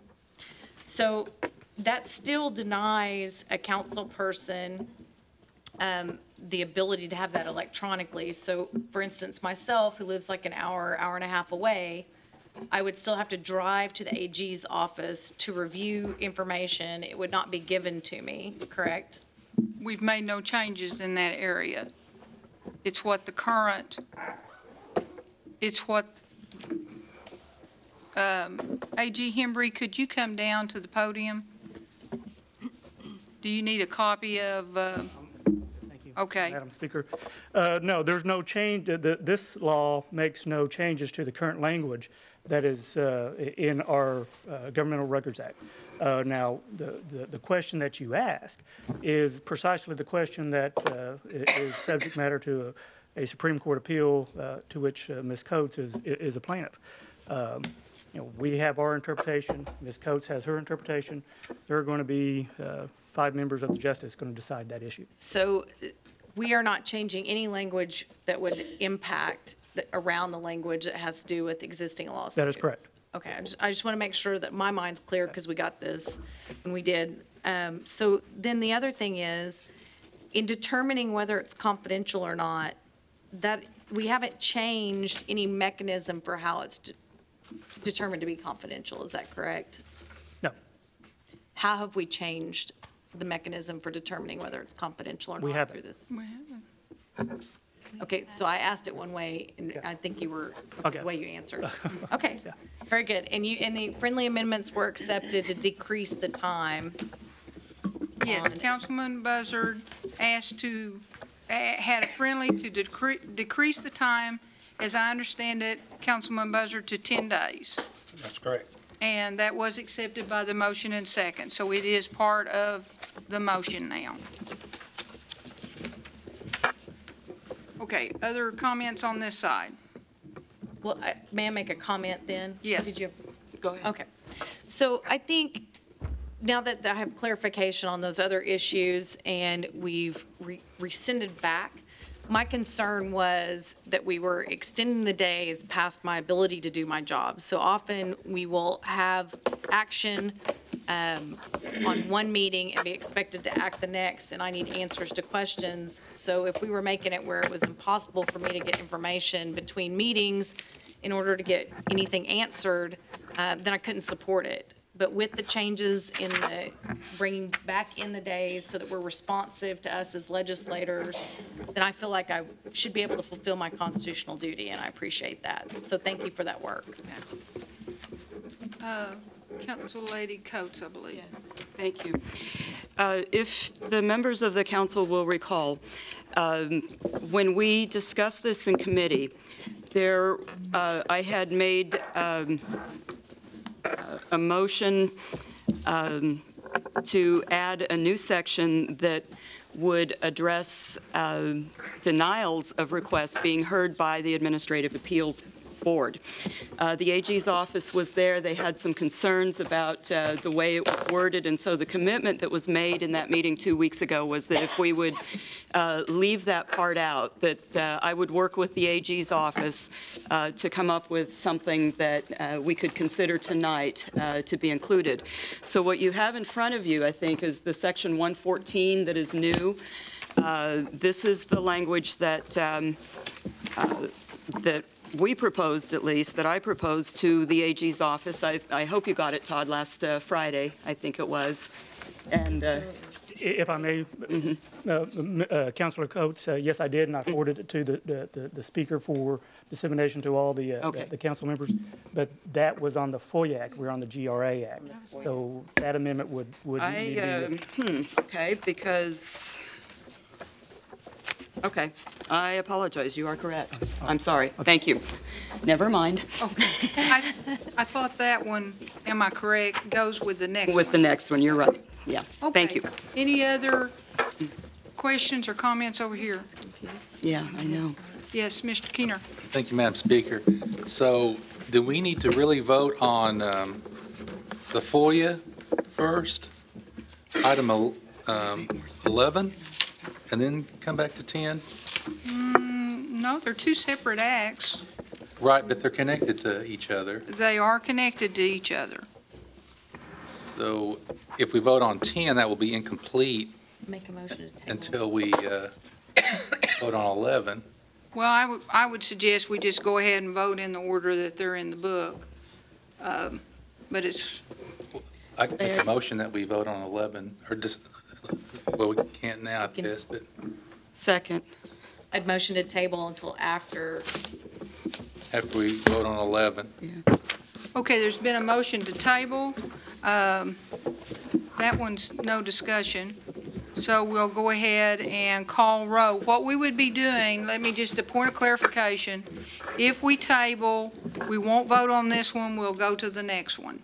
Until after the FOIA. Yeah. Clarification, we'll come right back and vote on item number 10. We're going to do it that way, correct? Correct. If you vote to table. Yes. If you vote to table. Julia was the second. Okay.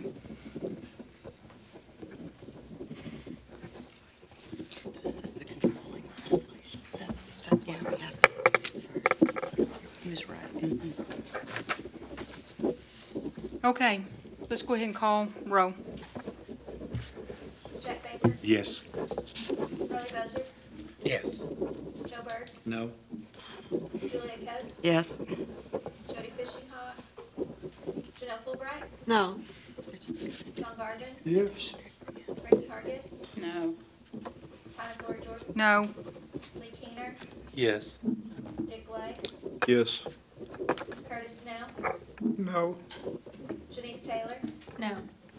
David Thornton, No. Victoria Vesquez, No. David Walkingstick, No. Kara Cowell, Yes.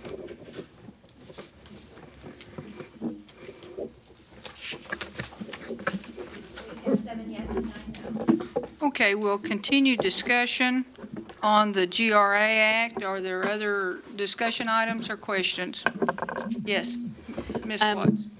I was excited that we were coming to agreement, but the FOIA Act is the controlling legislation, which is why I was trying to ask some of the clarifying questions on the GRA. The GRA refers back so much to mechanisms in the FOIA that could make our job impossible, that without voting on the FOIA first, I don't really know, the GRA doesn't stand on its own. So I can't support the GRA without knowing what's first in the FOIA. And I thought we were almost there. So if we'd just taken a moment procedurally to table it, we could have had more of us in agreement, which would be exciting for me, but I guess not. Okay. So I can't support it now because it's on face value, doesn't have the mechanisms that I constitutionally require to do my job. Thank you. Yes, and we're going to I'll defer to the AG also. Thank you, Madam Speaker. FOIA and GRA are separate acts. They each have their own mechanisms. There is nothing in the proposed amendment that Ms. Coates should rightfully be allowed to put forward that would prevent the mechanisms of GRA. And likewise, FOIA. Now, see, there's although they both deal with the ascertaining of records and information, GRA is specifically for tribal council members. And if that act is violated, you have a distinct right to go to district court. FOIA is for everyone.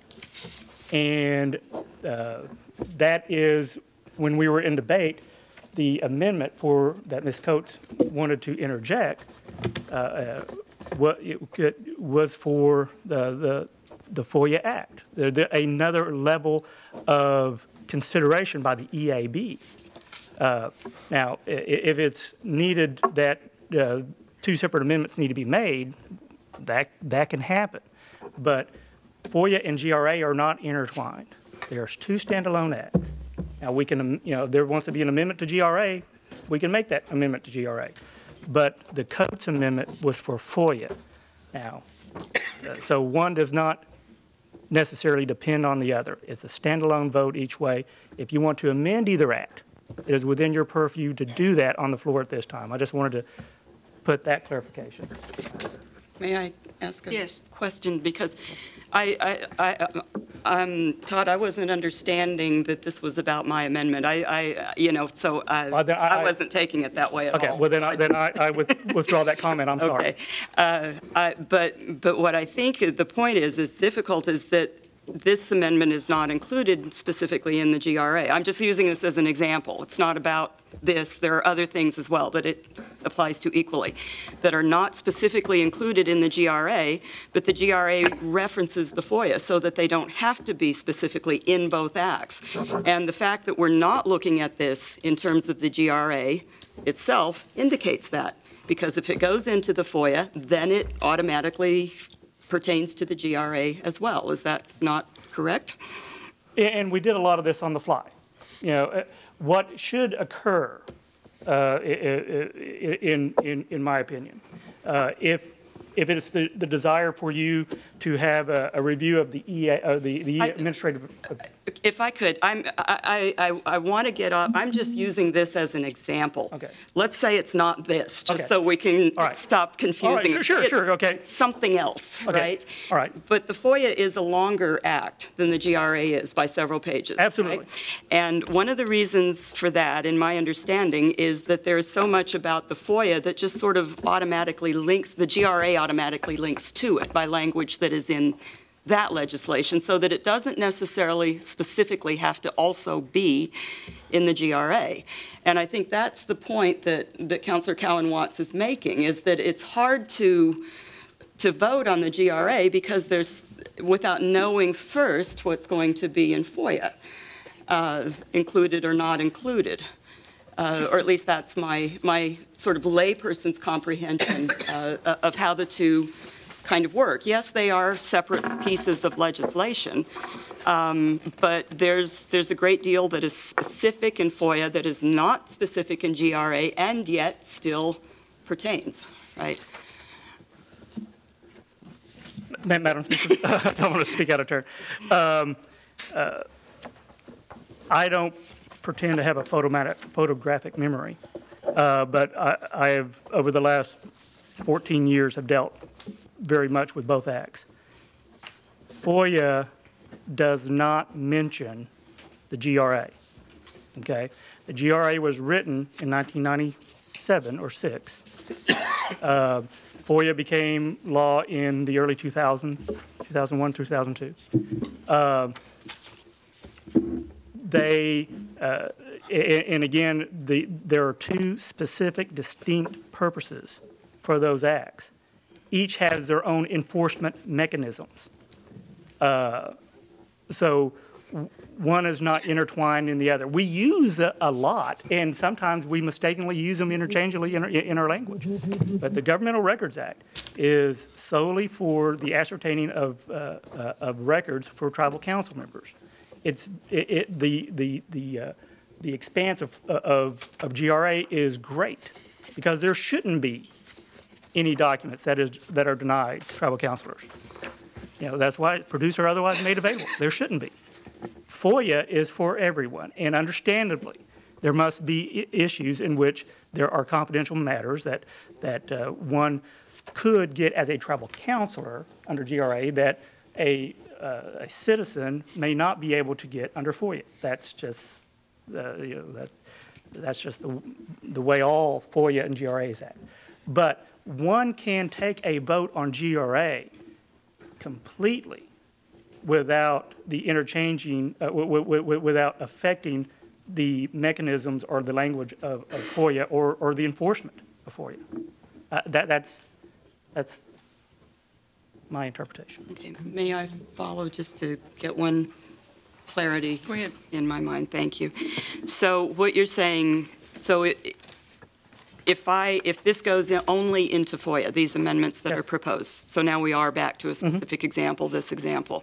If this goes only into FOIA, then what you're saying is that because FOIA applies to everybody on the council, that it isn't necessary that it also go into the GRA. That is correct. Absolutely. So FOIA is the larger legislation. It's more it is more encompassing as to tribal citizens.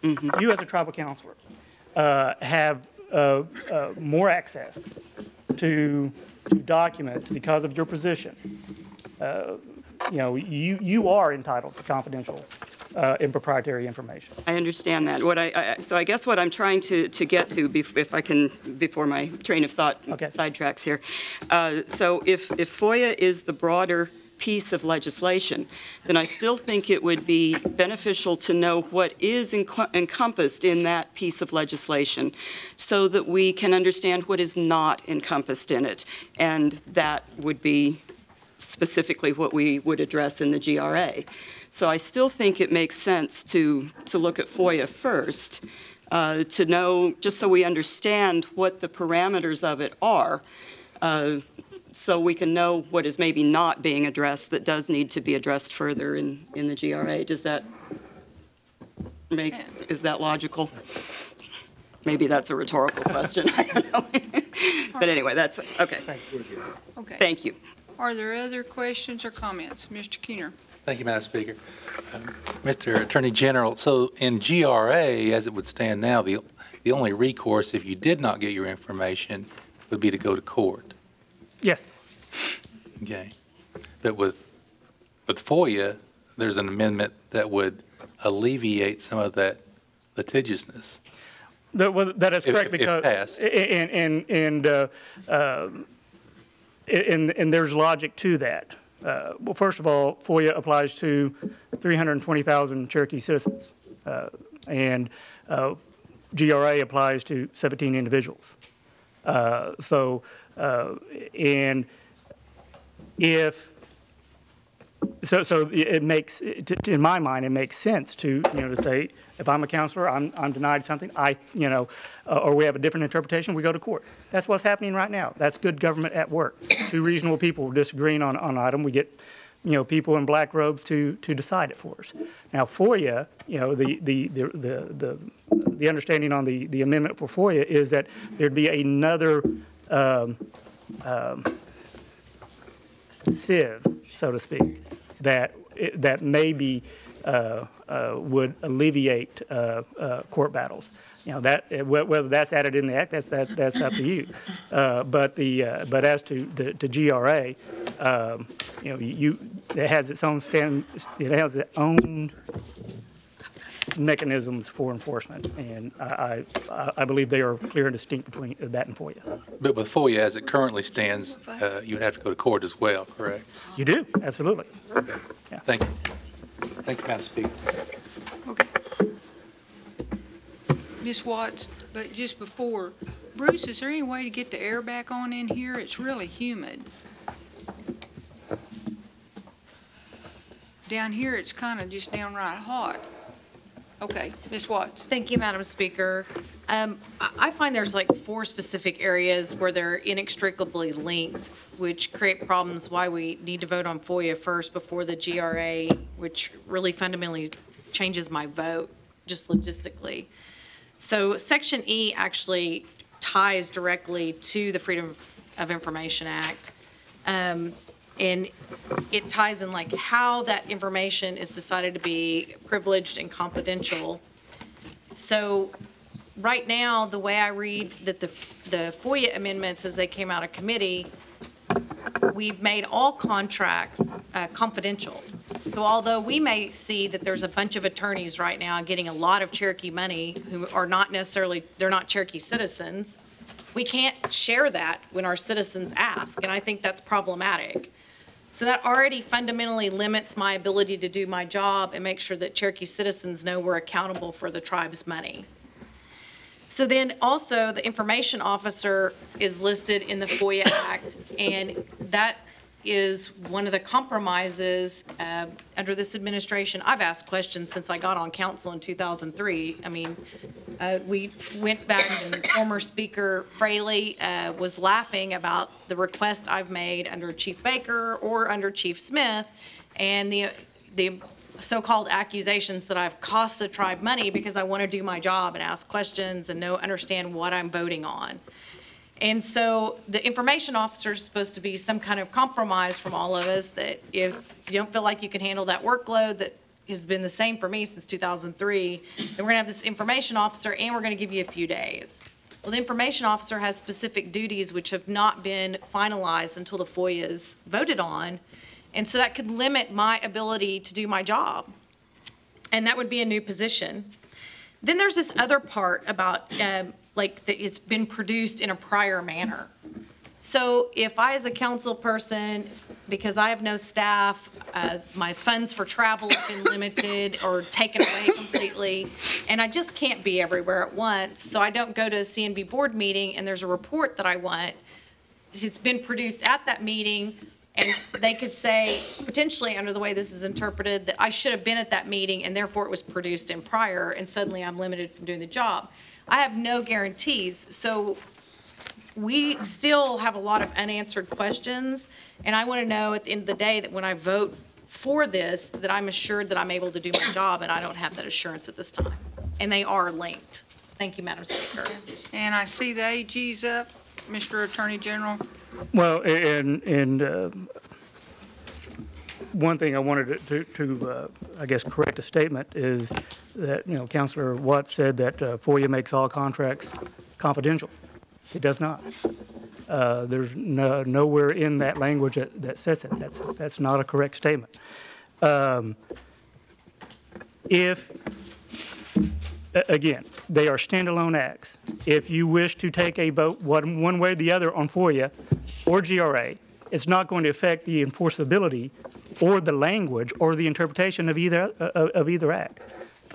So whether you take a vote on GRA before or after you take a vote on FOIA, the enforceability is going to be the same. The language is going to be the same. So that's just the best way I can state it. And I'll right now. Mr. Lay. Thank you, ma'am. I'll be quick. Todd, if you could help me here just a little bit. Yes, sir. On the GRA side, when we might be denied information, who would be the decider of that denial? On the GRA? Yes, sir. Well, you know, there would be the department head. You know, if you say, I want housing information, okay, there's going to be an independent officer that's going to try to collect that all for you, okay? That person's not going to make the decision whether it's confidential or not. But let's say you want housing information, and the housing director says, well, that's confidential, and says, you know, well, under GRA, he could not, he or she could not keep you from it. You'd still get to have it. You just still can review it. But, so, under GRA, you can't be denied it. You see what I'm saying? But if you think that GRA is, if it's not a total amount of the information or it's not the information that you want, well, you go to district court. And we've done that on a couple occasions. And now the FOIA contracts, who deems them confidential? Is that the new information officer or what? Who's the decider on that? The new information officer is not going to make a decision whether something's confidential or not. Who will do that? Okay, well, that'll be the same deal. Let's take housing, for example. If they say a housing contract is confidential, and let's say you're, Dick Lay in your capacity as a citizen, and he says that's confidential. Your enforcement currently under FOIA would to be go to court. Now, if we consider Ms. Coates' amendment, Councilor Coates' amendment, well, we may go through an EAB process before court action. And the Coates suit, is that on a GRA or is that on FOIA? It's on both. FOIA. Yeah. On FOIA, but. Mm-hmm. Okay. And this on page, next to the last page on the GRA, it says something about somebody will be fined and imprisoned. Who is that? I'm sorry. We're going to take a 5-minute recess. Okay. That'd be okay, Dick, and we'll take Yes, it with ma'am. you right after we get back.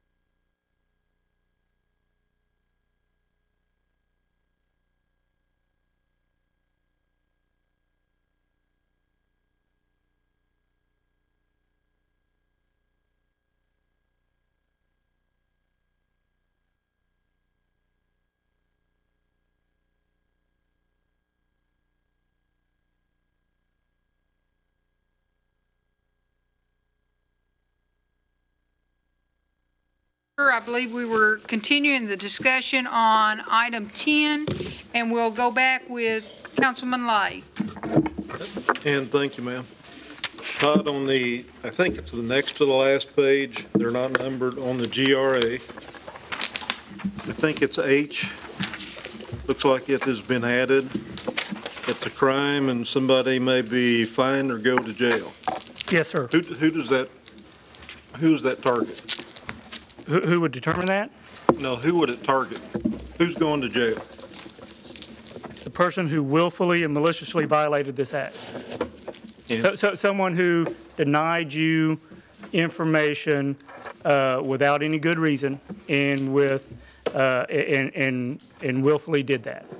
That person would be charged and if convicted would have these penalties.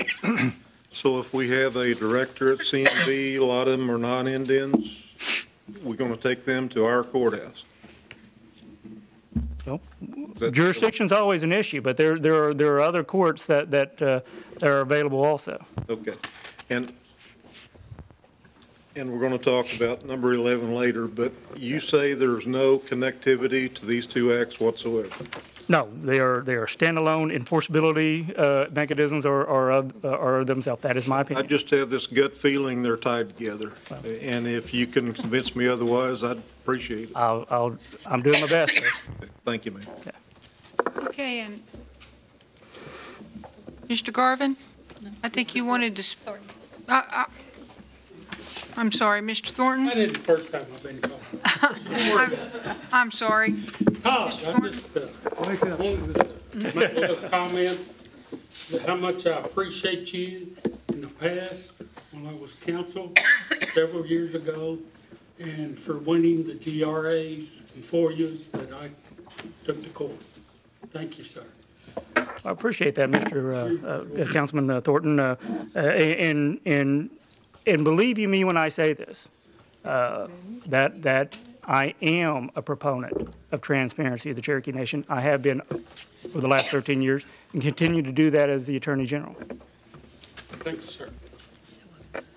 Okay. I believe we're probably ready to vote on this one at this time. Madam Chairman? Yes. Just for clarification, was there an amendment and a friendly for the days first? We had 10 days or something? an amendment proposed by Councilman Buzzard. It was accepted by the motion and second to reduce the days from 20 to 10. And I believe that is in section 5B, where there's two places at the beginning and one at the end that refers to 20 days, 20 business days. That has been reduced by the acceptance of the friendly amendment, has been reduced to 10 days. And that was the only change. All minds clear? Okay, this is an act, so we'll do it by roll call. We are voting on item number 10, an act amending LA 0698 and LA 2112, Cherokee Nation Governmental Records Act. Shelley, would you go ahead and call the roll? Denise Taylor? Yes. David Thornton? Yes. Victoria West? Yes. David Walkingston? Yes. Kara Cowell? No. Jack Baker? Yes. Harley Buzzard? Yes. Joe Byrd? Yes. Julia Cote? Yes. Jody Fishingham? Janelle Fulbright? Yes. John Garvin? Yes. Frankie Hargis? Yes. Anna Gloria Jordan? Yes. Lee Keener? No. Dick Lay? Yes. Curtis Snell? Yes. We have 14 yes and 2 no.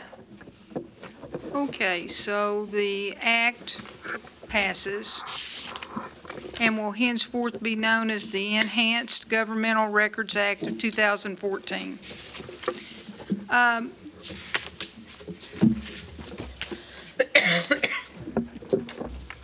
There has been a request to move number 14 forward. Would someone want to put that in a motion? In fact, 12, 13, and 14 for the people that are waiting, if we could do that real quick, and then we'll go back to the last one, number 11. Second. Okay, we have a motion and second to move 12, 13, and 14 to get forward. We have a motion and second. All those in favor can signify by saying aye. Aye. All those opposed? Ayes have it. 12, 13, and 14 are located on your extra sheet and came out of committees today. Ms. Frankie, would you take number 12? Number 12 is a resolution approving and authorizing the submission of the fiscal year 2015 Indian Housing Plan to the U.S. Department of Housing and Urban Development. And I put that in form of a motion. Is there a second by Ms. Taylor? Okay, there's been a motion and second. Is there any discussion? I think we discussed this at length at 11 o'clock this morning. Hearing no discussion, all those in favor of that resolution can signify by saying aye. Aye. All those opposed? Okay, Mr. Qualls and Mr. Cooper, wherever you're at, go forth. Okay, number 13, Mr. Lay, would you take that? Yes, ma'am. A resolution approving the submission of a grant application by the Department of Children, Youth and Family Services to the USDHHS Family Violence Prevention and Services Program for victims of family violence, and I make a motion to move forward. Okay, we have a motion and a second by Mr. Garvin. Do we have any discussion or questions on that resolution? All those in favor can signify by saying aye. Aye. All those opposed? We'll go ahead and submit that grant application then. Janelle, would you take number 14? Yes, a resolution to initiate the Cherokee Nation Health Dental Crown Program. And I move for approval.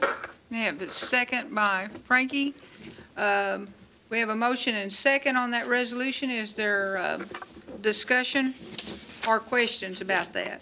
Madam Yes. Speaker, I just wanted to make the one comment, which was, Dr. Jones pointed out today, is that this applies to all Cherokee citizens who go to our clinics, and it does not exclude those living outside the nation. That's correct. If they are an active patient at our clinics. So I just wanted to be sure that our at-large people understood that. Are there other comments, questions? All minds clear? Okay, all those in favor of number 14, resolution on the dental crown program, can signify by saying aye. Aye. All those opposed? Dr. Jones, go forth. Bill Better smiles. Okay, folks, that puts us back on number 11, which is our last agenda item for the evening, and it's in your book. Let's see, Janelle, you want to take that one? This is an act amending LA 25-01, LA 24-04, and LA 04-12, Freedom of Information and Rights of Privacy Act, declaring an emergency, and I move for its approval. Do we have a second? Second. Okay, so we have a motion and second. We'll start with discussion. Let's start down here tonight. I always look to my right. Who on the left wants to discuss first? Does that change this one? Yes, Mr. Lay. If nobody else wants to. Quiet bunch. We're getting tired. Maybe that's good. Wearing them down. Okay. Where's my general? Did he- Attorney General Hembry, would you come on down?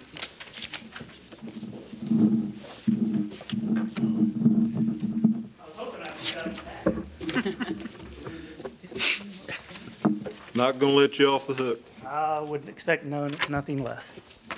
Yes, sir. The independent information officer.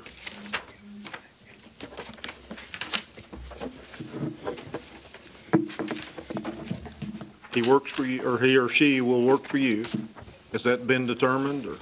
It will fall under the Attorney General's office, for a fact that it has to fit somewhere. Following the Attorney General's office is a separate constitutional office that is specifically given a 5-year non-concurrent term with other elected officials. The purpose of the Attorney General's office is to be independent. This information officer will fall under the Attorney General's office, but with added protections, that it'll be specifically that this informational officer will be free of any political influence of any kind, that this independent officer could only be fired for cause. So it is, there are built-in protections for whoever he or she that takes this position can do so under not only the expectation, but the reality that this person will be independent and protected. And that is a major change in the FOIA law. It is something that the Cherokee Nation has never done before, and we believe that it enhances the act greatly. That was one of my questions. Have we ever done that before? That is, no, this is a first of its kind act. And I refer to this person as a super employee, almost an appointed official, as your job is, almost. Well, that person's going to have a lot of responsibility to ensuring the transparency of the Cherokee Nation, ensuring the transparency of our business entities, helping citizens navigate the FOIA process. This is an immense responsibility, and I think that's one that warrants extra protection. Who will be the decider in the FOIA case? A citizen come forward or a council member? Doesn't matter. And says, I want to FOIA whatever it is. Doesn't matter what it is. Somebody says, no, you can't. I mean, who's the decider on whether they get that information, they don't get it, or it's redacted, or whatever? Well, there's many parts to that puzzle. Well, first of all, we've mentioned housing before. I told Mr. Cooper he left that I wouldn't use him as an example again, but no, I am. Let's say that it's housing information, and you want a contract on building a house, and you make that request through FOIA through the proper channels. You have the information officer who goes and he or she goes to the director saying, we need this information, and he says, no, it's confidential. Well, that information officer is going to want to know the reason why that is. That reasoning will have to be vetted through the Attorney General's office, through my office, because just because someone says it's confidential doesn't mean it's confidential. And it is and a determination will be made. Well, yeah, that's proprietary, or that's or that's confidential, based on the facts of that request, based on the writings of that document, and based on the law. So when that decision is made of whether part of that document can be disseminated without redaction, or all of it can be disseminated without redaction, or none of it could be disseminated, that decision would be made by the Attorney General's office based on the facts of that. Now, if that is, I would give legal advice to the department head. Now, if the person making that request disagrees with that, well, under the FOIA Act, he has the right to go to court.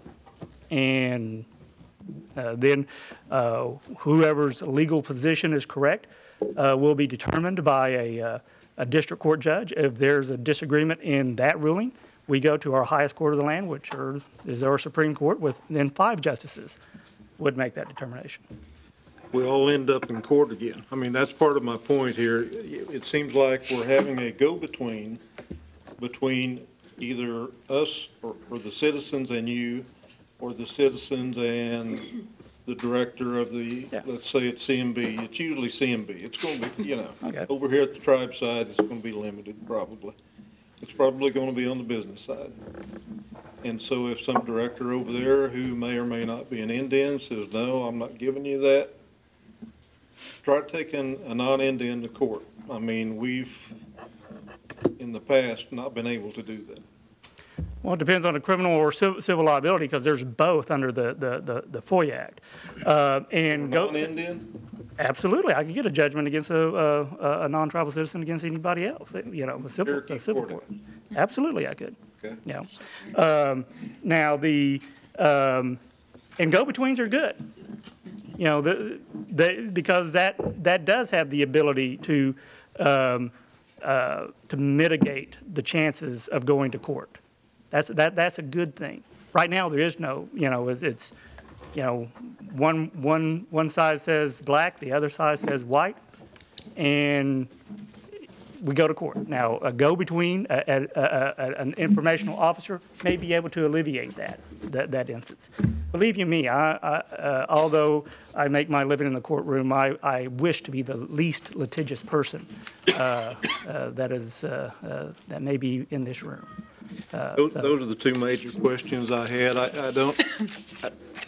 My gut feeling tells me this is not the correct way to do it. Creating a super employee and then having somebody tell you you can't have that information anyway, which apparently is what is happening now. But those are my gut feelings. I understand, and there's no system that's perfect, but I think we're taking a system and making it better. Thank you. Other questions or comments on this side? Okay, moving to this side. Mr. Garvin. I have a couple of questions for the Attorney General. Todd and I have been at it a long time, and we both started in '99. That we did, sir. He is good about doing both sides. I like that. He can speak to either side. I got some questions. He would often say, "Now, which hat are you wearing?" What would be the great Councilman Garvin quote? Information officer. Is that going to come from one of your staff? I don't know. If you excluded all your staff? Could I exclude them? Could you? Yes. Well, what I perceive the process to happen is this, that if this act were to pass, and I've already contacted Nathan Morton, Director of the Housing Unit, that said, draw me up did I say Councilman? Housing. Human sources. See, I've been using housing too much. I apologize. I've contacted Nathan Morton, who's Director of Human Resources, to draw up a job description of what this person, he or she, would do, and they would do it, and we would open that position for hire, and it would go through the same process anybody else. Any other job position. Qualifications will be in there and the salary and... Absolutely, absolutely. There is no term. There's no term. I didn't hear, yeah. You said there was a 5-year term earlier. No, 5-year term for the Attorney General's office is what I meant. So if you go, this person would go also? No, that is not, no. No, this person would be an employee of the Cherokee Nation who could only be terminated for cause. Contract employee, right? Yeah. Yeah, right. He or she will be Cherokee? Absolutely. I think we're adding a job here that we really don't need. I don't know how much money we're talking about, but I'm going to be against it. I understand. Something we need to be doing. Okay. May I get a point of clarification about something you just said, because it's not what I understood. I thought we had taken out the words regular full-time and had said this would be a contract employee. Yeah, we took out... We just said employee, and we didn't vote officer. We didn't say whether it was contract, but we did take out the regular full-time. Yeah, we didn't say whether it was contract or not, but we did take that. Okay, well, then this is interesting because when you say an employee cannot be terminated without cause, that is not true for a contract employee. Is that correct? A contract employee, by its terms, goes through the contract. Right. Yeah. Yeah. And my understanding, and if we need to clarify it, we will, is that this person, whoever he or she may be, will be an employee of the Cherokee Nation that is not that cannot be terminated, but only for cause. No, Mr. Hembry, I was the one who brought this up. So I know very well what I said and what my intent was. Well, let's clarify that intent, because you're correct. This is different than what I had understood this to be. This is very, very different. What do you want it to be? What I had understood was that in taking out regular full-time, it was so that we would have the ability to make this a contract position. That was my intent when, in the discussion 2 weeks ago in committee. And the reason being precisely because when we have a regular full-time employee or an employee of the Cherokee Nation, there are all of these other things that come along with that, one of them being that they cannot be terminated for cause. And we were saying in the discussion that we didn't know how this was going to work. Let's give it a try. Let's see, so on and so forth. And the point was that if we have somebody who's hired on as an employee of the Cherokee Nation and we find this is not working out and we want to do it differently somehow, then we've got somebody here that we can't let them go. They've got to be, transferred into some other position or something else has to happen. So that was actually what I was speaking to 2 weeks ago when I brought this up. So this is a very different understanding, I guess. Let me tell you what I would want the understanding. My desire is that every bit of protection available to the information officer be made available to him. Okay, that this person is truly independent. This person can say no to political or outside influences. That this person can, there could be no retribution against this person. So whatever language that we need to put in there, let's put it in there, because that's the understanding that this council wanted this person to be independent and free from influence. So I would defer to you, Councilor. Well, I think in theory that's nice, but I think we also have an experience of lots of regular full-time employees who do not feel at all independent, in their ability to. Do you want it to be? And so I mean, nothing's perfect. You're right. But I don't know that making someone a regular full-time employee ensures their safety from termination. And so I'd ask you, do you want this person to be a contract employee or a regular full-time employee? It was my thought when we had brought this up that this by taking out regular and full-time, what we were doing was making this a contract position, because because I think that gives us a lot more flexibility in the situation. People who wish to speak. There's my notes, during the discussion of FOIA, there was a change. The change was the Office of the Attorney General will employ an information officer. And when Todd was asked, he said, we'll look and see the best way to do this, whether it's a contract employee or a regular employee. And his comment a while ago was just to clarify what an employee of the Cherokee Nation has a protection differently than the Attorney General, because he said, I'm in it for 5 years. That doesn't mean that all of my employees will go if I go in 5 years. That's what he was saying. It wasn't really referencing this particular Todd, and I'm trying to clarify what you said. You're absolutely right. Okay, well, that's okay.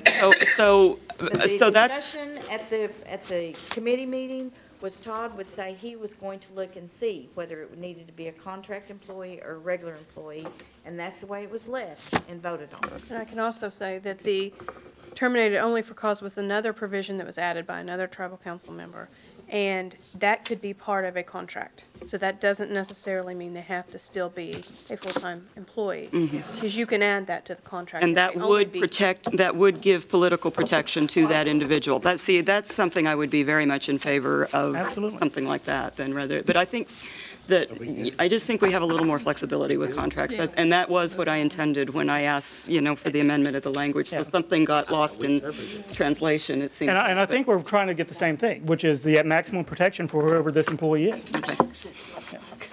Thank you. Sorry. Thanks. Okay. Ms. Coates, did you have more comments? I do overall, yes, as we know. Thank you, Madam Yeah. Chair. I'm finished. Did I cut you off, Mr. Garvin? It's all right. Were you finished? Okay. Thank you. Okay. I've got two concerns, and one of them is the amendments concerning the EAB or the AAB. But before that, there's one other thing that I wanted to ask about, and it's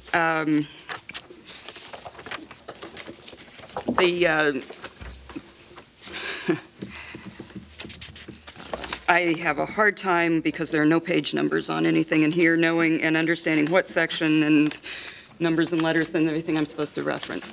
I think it's at section 105, A14. And it's one line that documents otherwise publicly available or previously provided. And it's under a public body may, but is not required to exempt from disclosure the following information: documents otherwise publicly available or previously provided. And I just wondered if someone could explain to me, give me examples of what those kinds of things might be. Yes, and for instance, if you wanted, if you did a FOIA act for, let's say, the Indian Housing Plan, okay? The Indian Housing Plan was produced to the tribal counselor and given to each tribal counselor.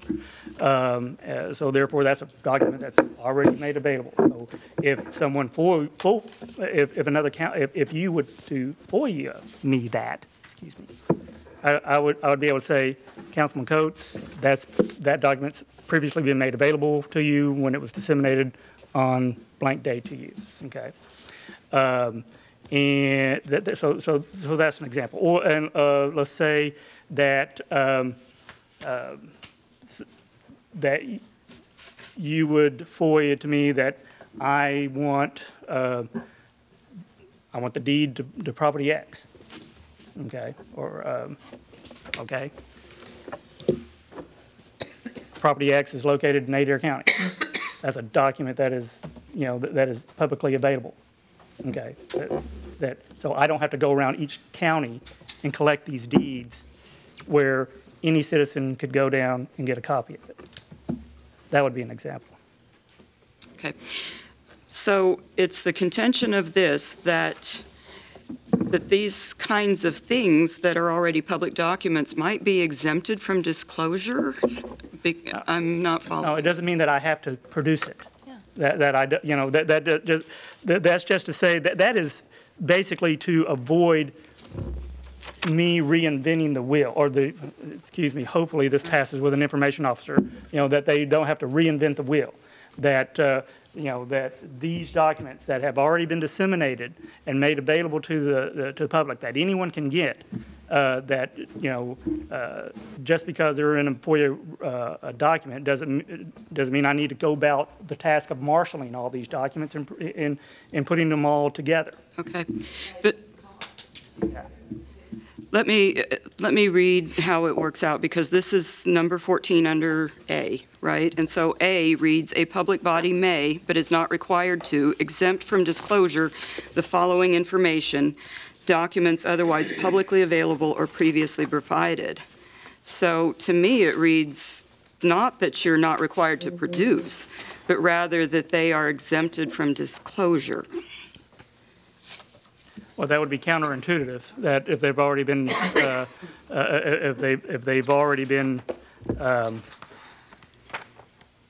if they're already publicly available or previously provided, if they're publicly available, they can't be exempt from disclosure.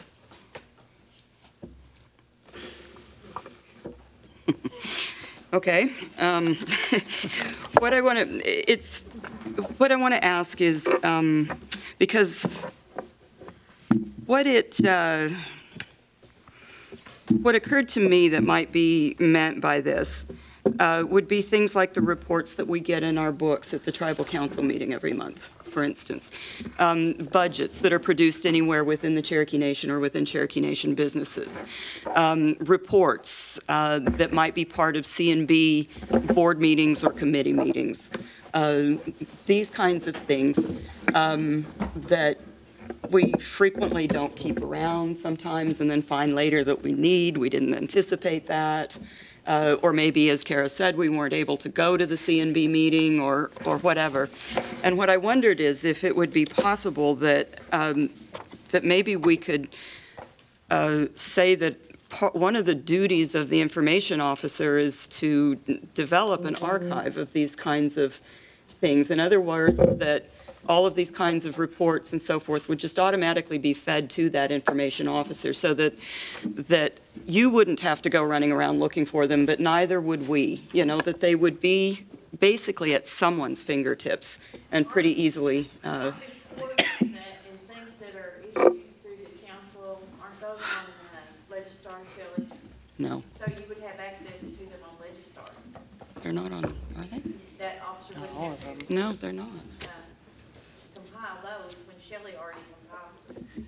And that's one of the issues that was discussed, is that a lot of times Jody, our CPA, and Shelley have a lot of the information already, and you don't have to go to the department because they have it, or they can access it for you.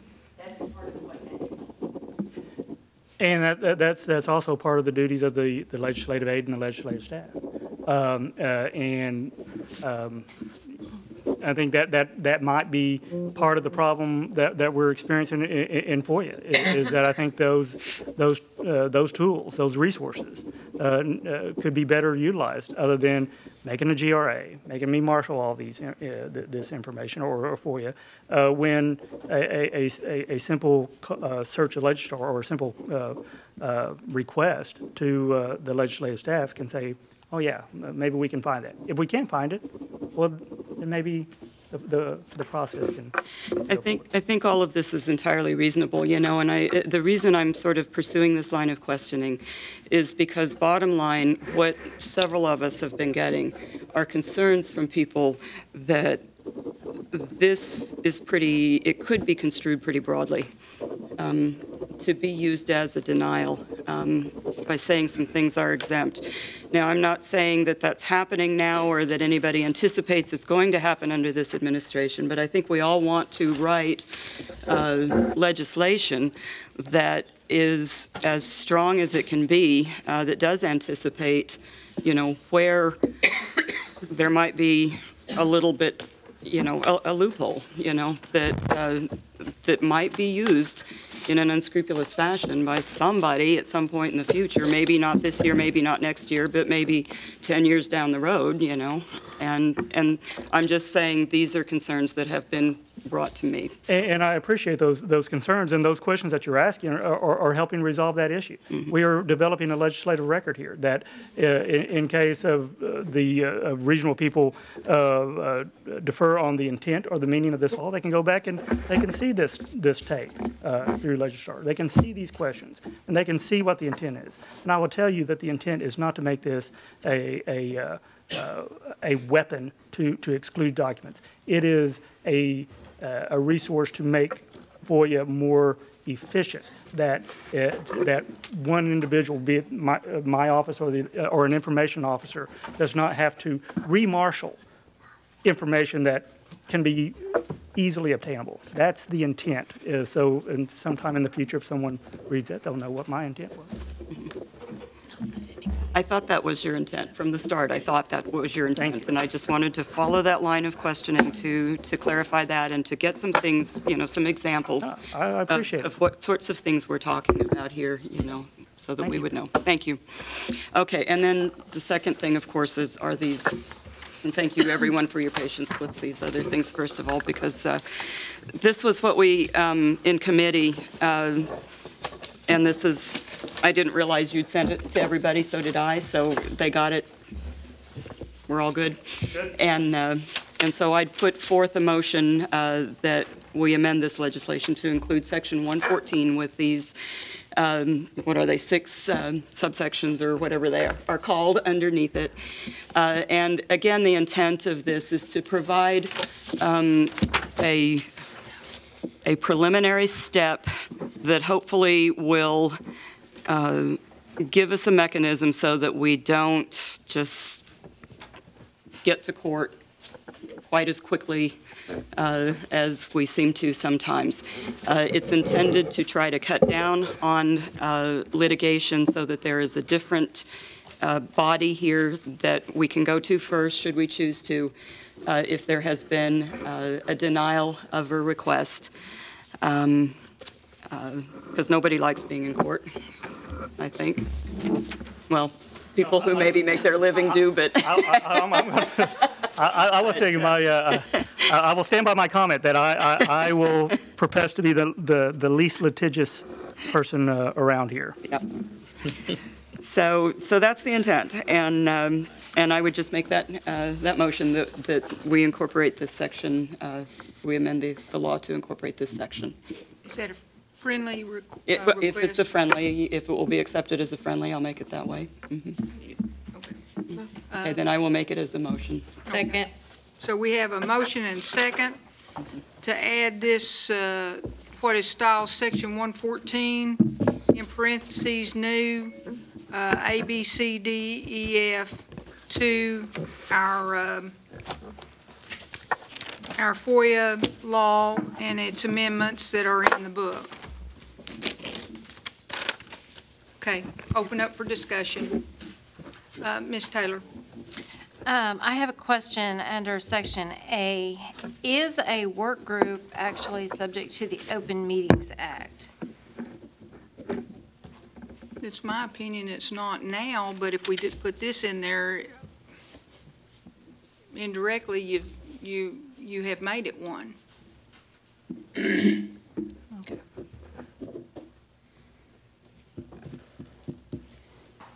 May I, Madam Speaker? Yes, you may respond to that. I mean, as the person who made the motion, I think it was my right to speak first, and I don't mind at all, but as long as I can have the option, the opportunity to give some of the thinking behind it. Why don't we let Ms. Taylor finish, and then you can... Thank you. Well, that was just my question, because I was under the impression that a work group was just, let's get together and go through this mountain of information and try and kind of bring it down to a smaller thing before we bring in all 17, regardless of what it is, whether it's this act or something else.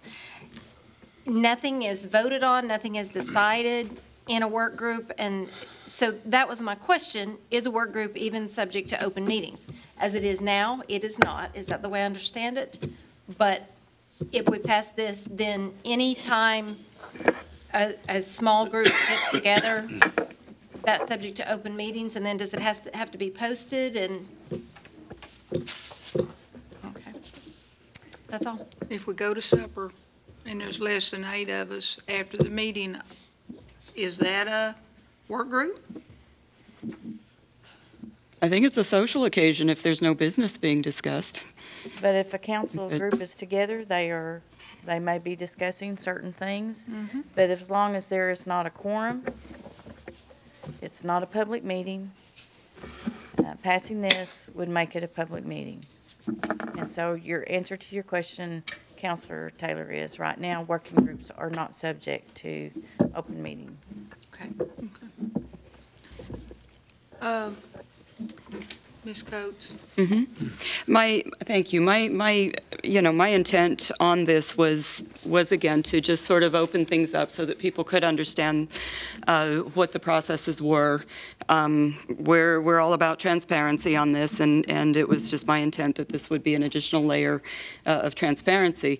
I was hoping that maybe even other members of the council, not just the public, but also the public, would be able to understand how things are arrived at in a work group. There are only certain members of the council that are officially members of that work group, and so those who weren't, just as at a board meeting, if you're not an advisory board meeting member, you could be there, but you are not allowed to interject anything, I'd envision that it would be something similar to that, I guess, you know. So that was my reasoning behind it. I'm not, you know, trying to be adversarial or confrontational or anything like that, but just trying to open up the process a little bit so that others who are not on those groups or members of the public can understand a little bit better as to how documents are arrived at, how the amendments are arrived at, so forth. So. Okay. Are you done? Maybe. Well, I'm going to move down to Mr. Thornton. I think The only thing I need to iterate on is this A through F, the first two. Any person, does that mean any Cherokee? If I can respond to that, this is in FOIA, we remember, right? And FOIA specifically says, or the amendment that we're probably going to pass tonight specifically says that it is a Cherokee Nation citizen is the only person who can request documents under FOIA. So I think it is implicit in the act when this says any person alleging a violation, what that means is any Cherokee Nation citizen alleging a violation, because they are the only ones who would be able to request anything under this legislation. Well, that's the way I understood it. Yeah. Black and white. Okay. Other questions or comments? We're just talking about Julia's motion, not the whole FOIA Act. Yes, Mr. Lay. I wonder on section, on number A, if Councilor Cook could change the wording just enough to or maybe she doesn't want to change that wording. To take out that work group as part of it, because I think the public is already able to go to subcommittee meetings, right? Is that correct? No. They're not? No. Okay. So it would be a matter of... Of less than 8 does not, it's not a quorum. And no votes are taken in working groups. Right. That's why council committees are set on live stream, so that we can see the discussion.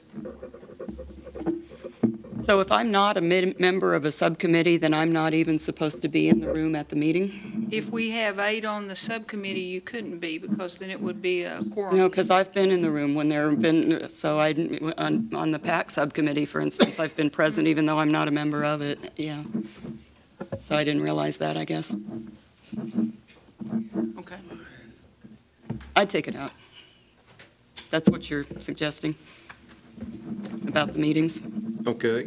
If it will facilitate passage of what the main intent of this is, which is to simply give us another layer before we go into court, then yes, I will take it out if it will facilitate that happening. Would that be a friendly from me to thee then? Is that correct? To take out what? Are they work group or? Julia made the motion, so you would direct friendly to her. And yes, I thought that I had done so. Would you clarify what you're taking out? And Or Councilor Lay, if I may? yes, ma'am. The language that begins "and any person" and ends with "Open Meetings Act," if that was taken out, then that section would read, or that article would read, "Any person denied a document request pursuant to this act for either copies or inspection may appeal that decision to the AAB," et cetera, et cetera. Would that get it? That may get it, so it's after the comma "and" all the way to subcommittee? No, all the way to act, Open Meetings Act. All the way to act, oh, okay. If that's your friendly amendment, I would accept that, yes. That worked for me. Thank you. Very good. Okay. Any other comments on this side? Mr. Lay, you were finished? Yes, ma'am. Okay, any other comments on this side? Just, this is all we're discussing? Yes. Okay. Okay, I do want to make a comment. Here's my biggest problem with adding this. We are not set up under the Administrative Appeals Board to hear this type of case. That means that we've got to go change that law. And I don't see how we vote on doing this tonight without changing that law to broaden their ability to hear this type of case. Because they were set up to hear basically wrongful termination type cases. And we're outside the realm of what we're talking about tonight, because we're going to have to go to that law, broaden their abilities, which will probably include some additional money to them, because I think they're paid on they're not paid on a monthly basis. They're paid on an hearing type situation, so it's probably going to mean a change in their budget. I think this is premature to put this in here at this time, because we don't even know that we can pop a case over to them. The second problem that I have with this is we're adding another layer, folks. And in this, if you look at E, a party can get attorney fees here. Then a party can go de novo, which means start all over, and go to district court, they can get fees there. Then they go on to the Supreme Court, they can get fees there. So what you've done effectively is add a third layer of fees. And those are my two real concerns. One, we're just not even set up to do this yet.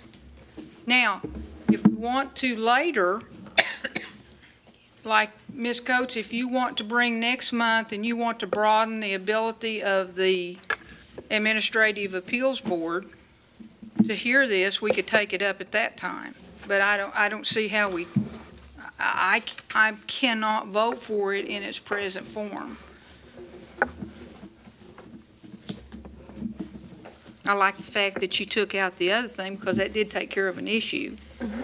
But I just don't see how we tell them to go to the Administrative Appeals Board before the Administrative Appeals Board is set up to take such action.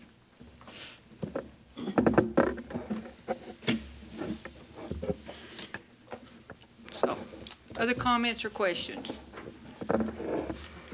I guess then we're prepared now to vote on whether we add section 114 in parentheses new on the paper that you've been handed out earlier this evening, with the friendly amendment correction to delete in section A, second line beginning with the word "and," continuing to the third line ending with the word "act." Ms. Coates, is that where we were gonna? I'm sorry. On the second sentence beginning with the word "and," which would be the second word, going to the third sentence ending with the word "act," that part would be deleted under the friendly. Yes. And a yes will put it into your act that is in the book, and a no, we go back to our original motion. And we'll go ahead and do a roll call. Yes. Jack Baker? Yes. Carly Buzzard? Yes. Joe Byrd? No. Julia Coates? Yes. Jody Fisher-Hall? Janelle Fulbright? No. Don Garvin? Yes. Frankie Hargis? No. Hannah Glory Jordan? No. Lee Keener? Yes. Dick Blake? Yes. Curtis Snell? No. Janice Taylor? No. David Thornton? No. Victoria Vasquez? No. David Walkingstick? No. Okay.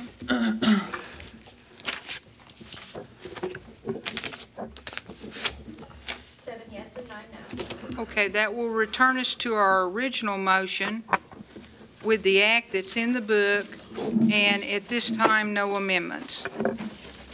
Okay. Where were we on? Were we on discussion down here, I believe? Okay, Ms. Watts?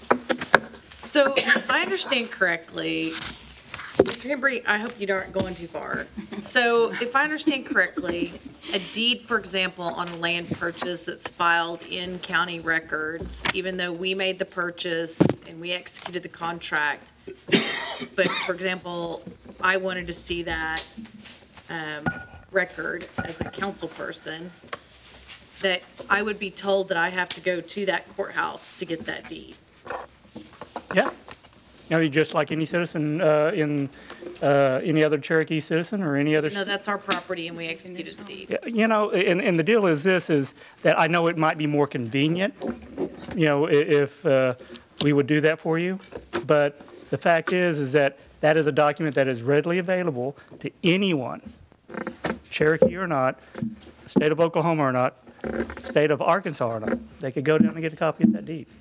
That's great if you have full-time staff and a driver and everything else. You do. Go there. Okay, so publicly is misspelled, I believe, in 14, isn't it? I can't spell, I'm doing good to spell my own name. I'm the world's worst speller in the world. There's So no- a clerical error. Which one are you referring to? I'm sorry. 14, documents otherwise publicly available or previously provided. I apologize for that. So, and then, not all reports are filed on Legistar, such as resumes, and sometimes we may need to go back and have those documents. So those would be denied also because they were in our books at some point. Is that correct? Nothing's denied. It is publicly available to you. Okay, so it's effectively denied. And then there's nothing, no assurance that I can find that there's going to be a better job overall for the tribe or any or all of us to provide everything online where it's readily accessible.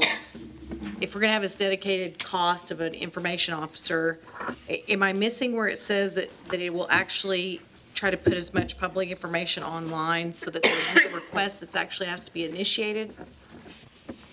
I don't understand the question.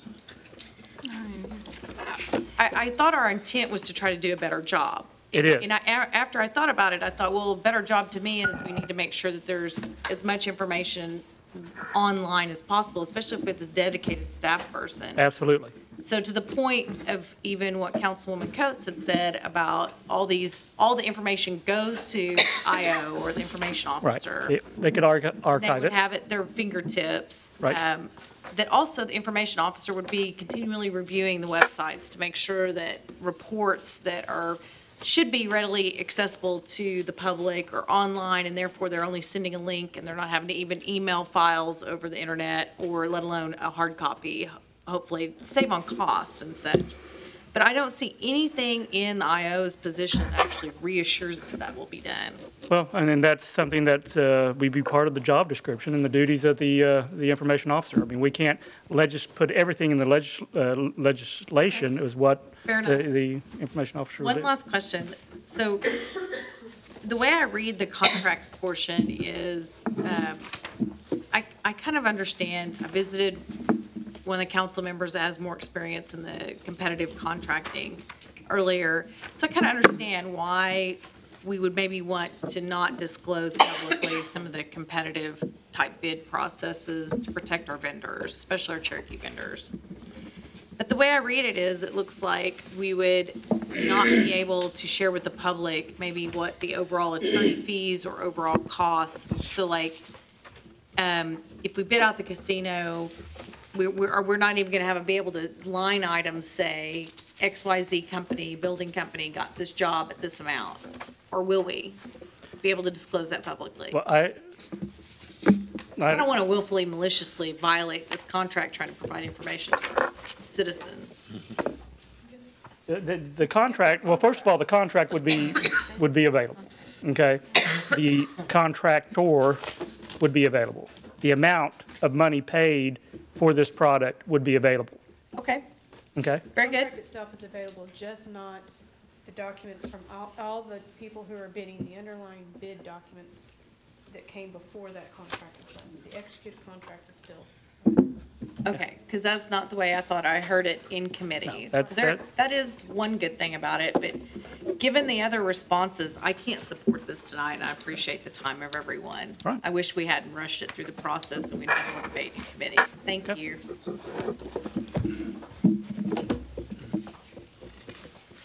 Other comments? Questions? I'd just like to make a comment. Yes, Councilman Byrd. During the Rules Committee, a couple of weeks ago, we discussed both of these legislative acts. And we spent about 5.5 hours on this, and I made sure everybody had input, made sure that everybody had their say.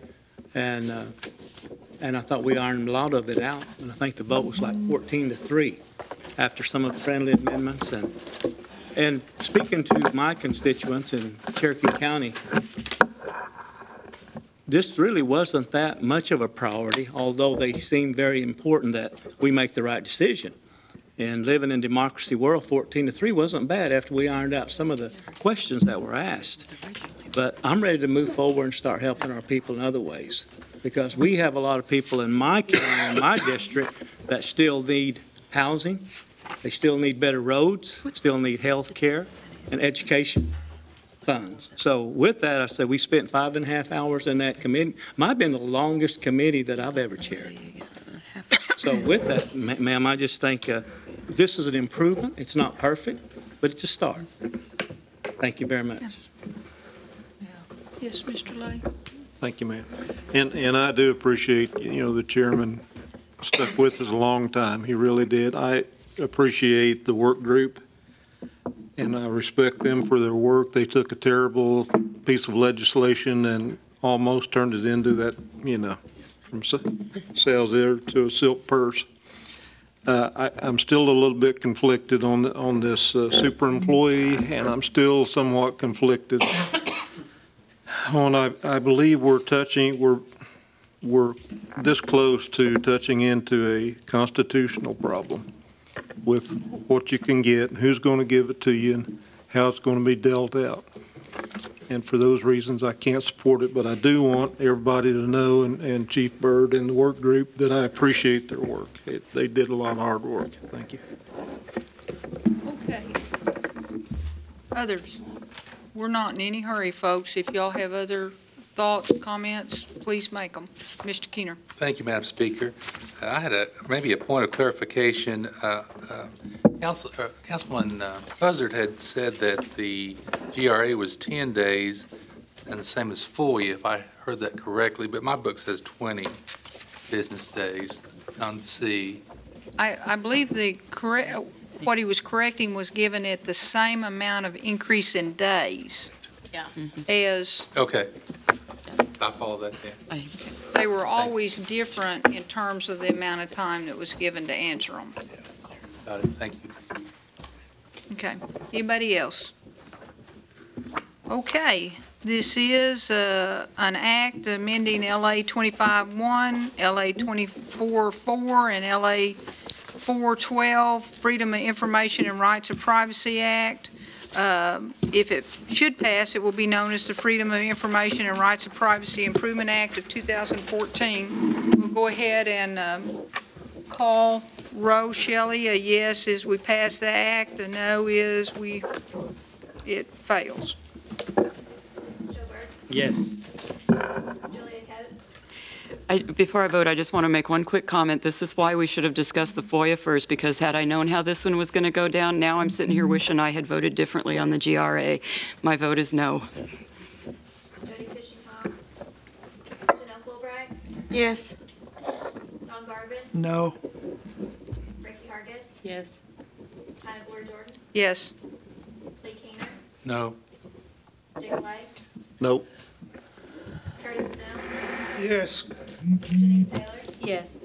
David Thornton. Yes. Victoria Vasquez. Yes. David Walkingstick. Yes. Kara Cowan Watts. No.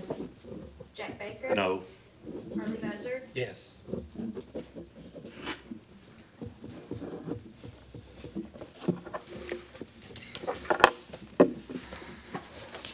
yes, 6 no. Okay, the amendments to the act pass, and that will bring us back to our agenda. Let me see, we've covered 12, 13, and 14. I guess we're down to announcements. We'll start on this side. Have any announcements to make? Any announcements on this side? Mr. Keener. Thank you, Madam Speaker. Just wanted to congratulate Michael Taylor of Preston, who was one of 33 who graduated from the Oklahoma Highway Patrol Academy last week. Thank you. Anybody else? I do have one announcement. We are having a community meeting at Lost City on Thursday at 6 o'clock. We have been invited by the Lost City community for dinner. Okay. Motion to adjourn. I have a motion. Second. Okay. All in favor, signify by saying aye. All opposed? See you tomorrow at 10 o'clock. We have a meeting at 10 o'clock.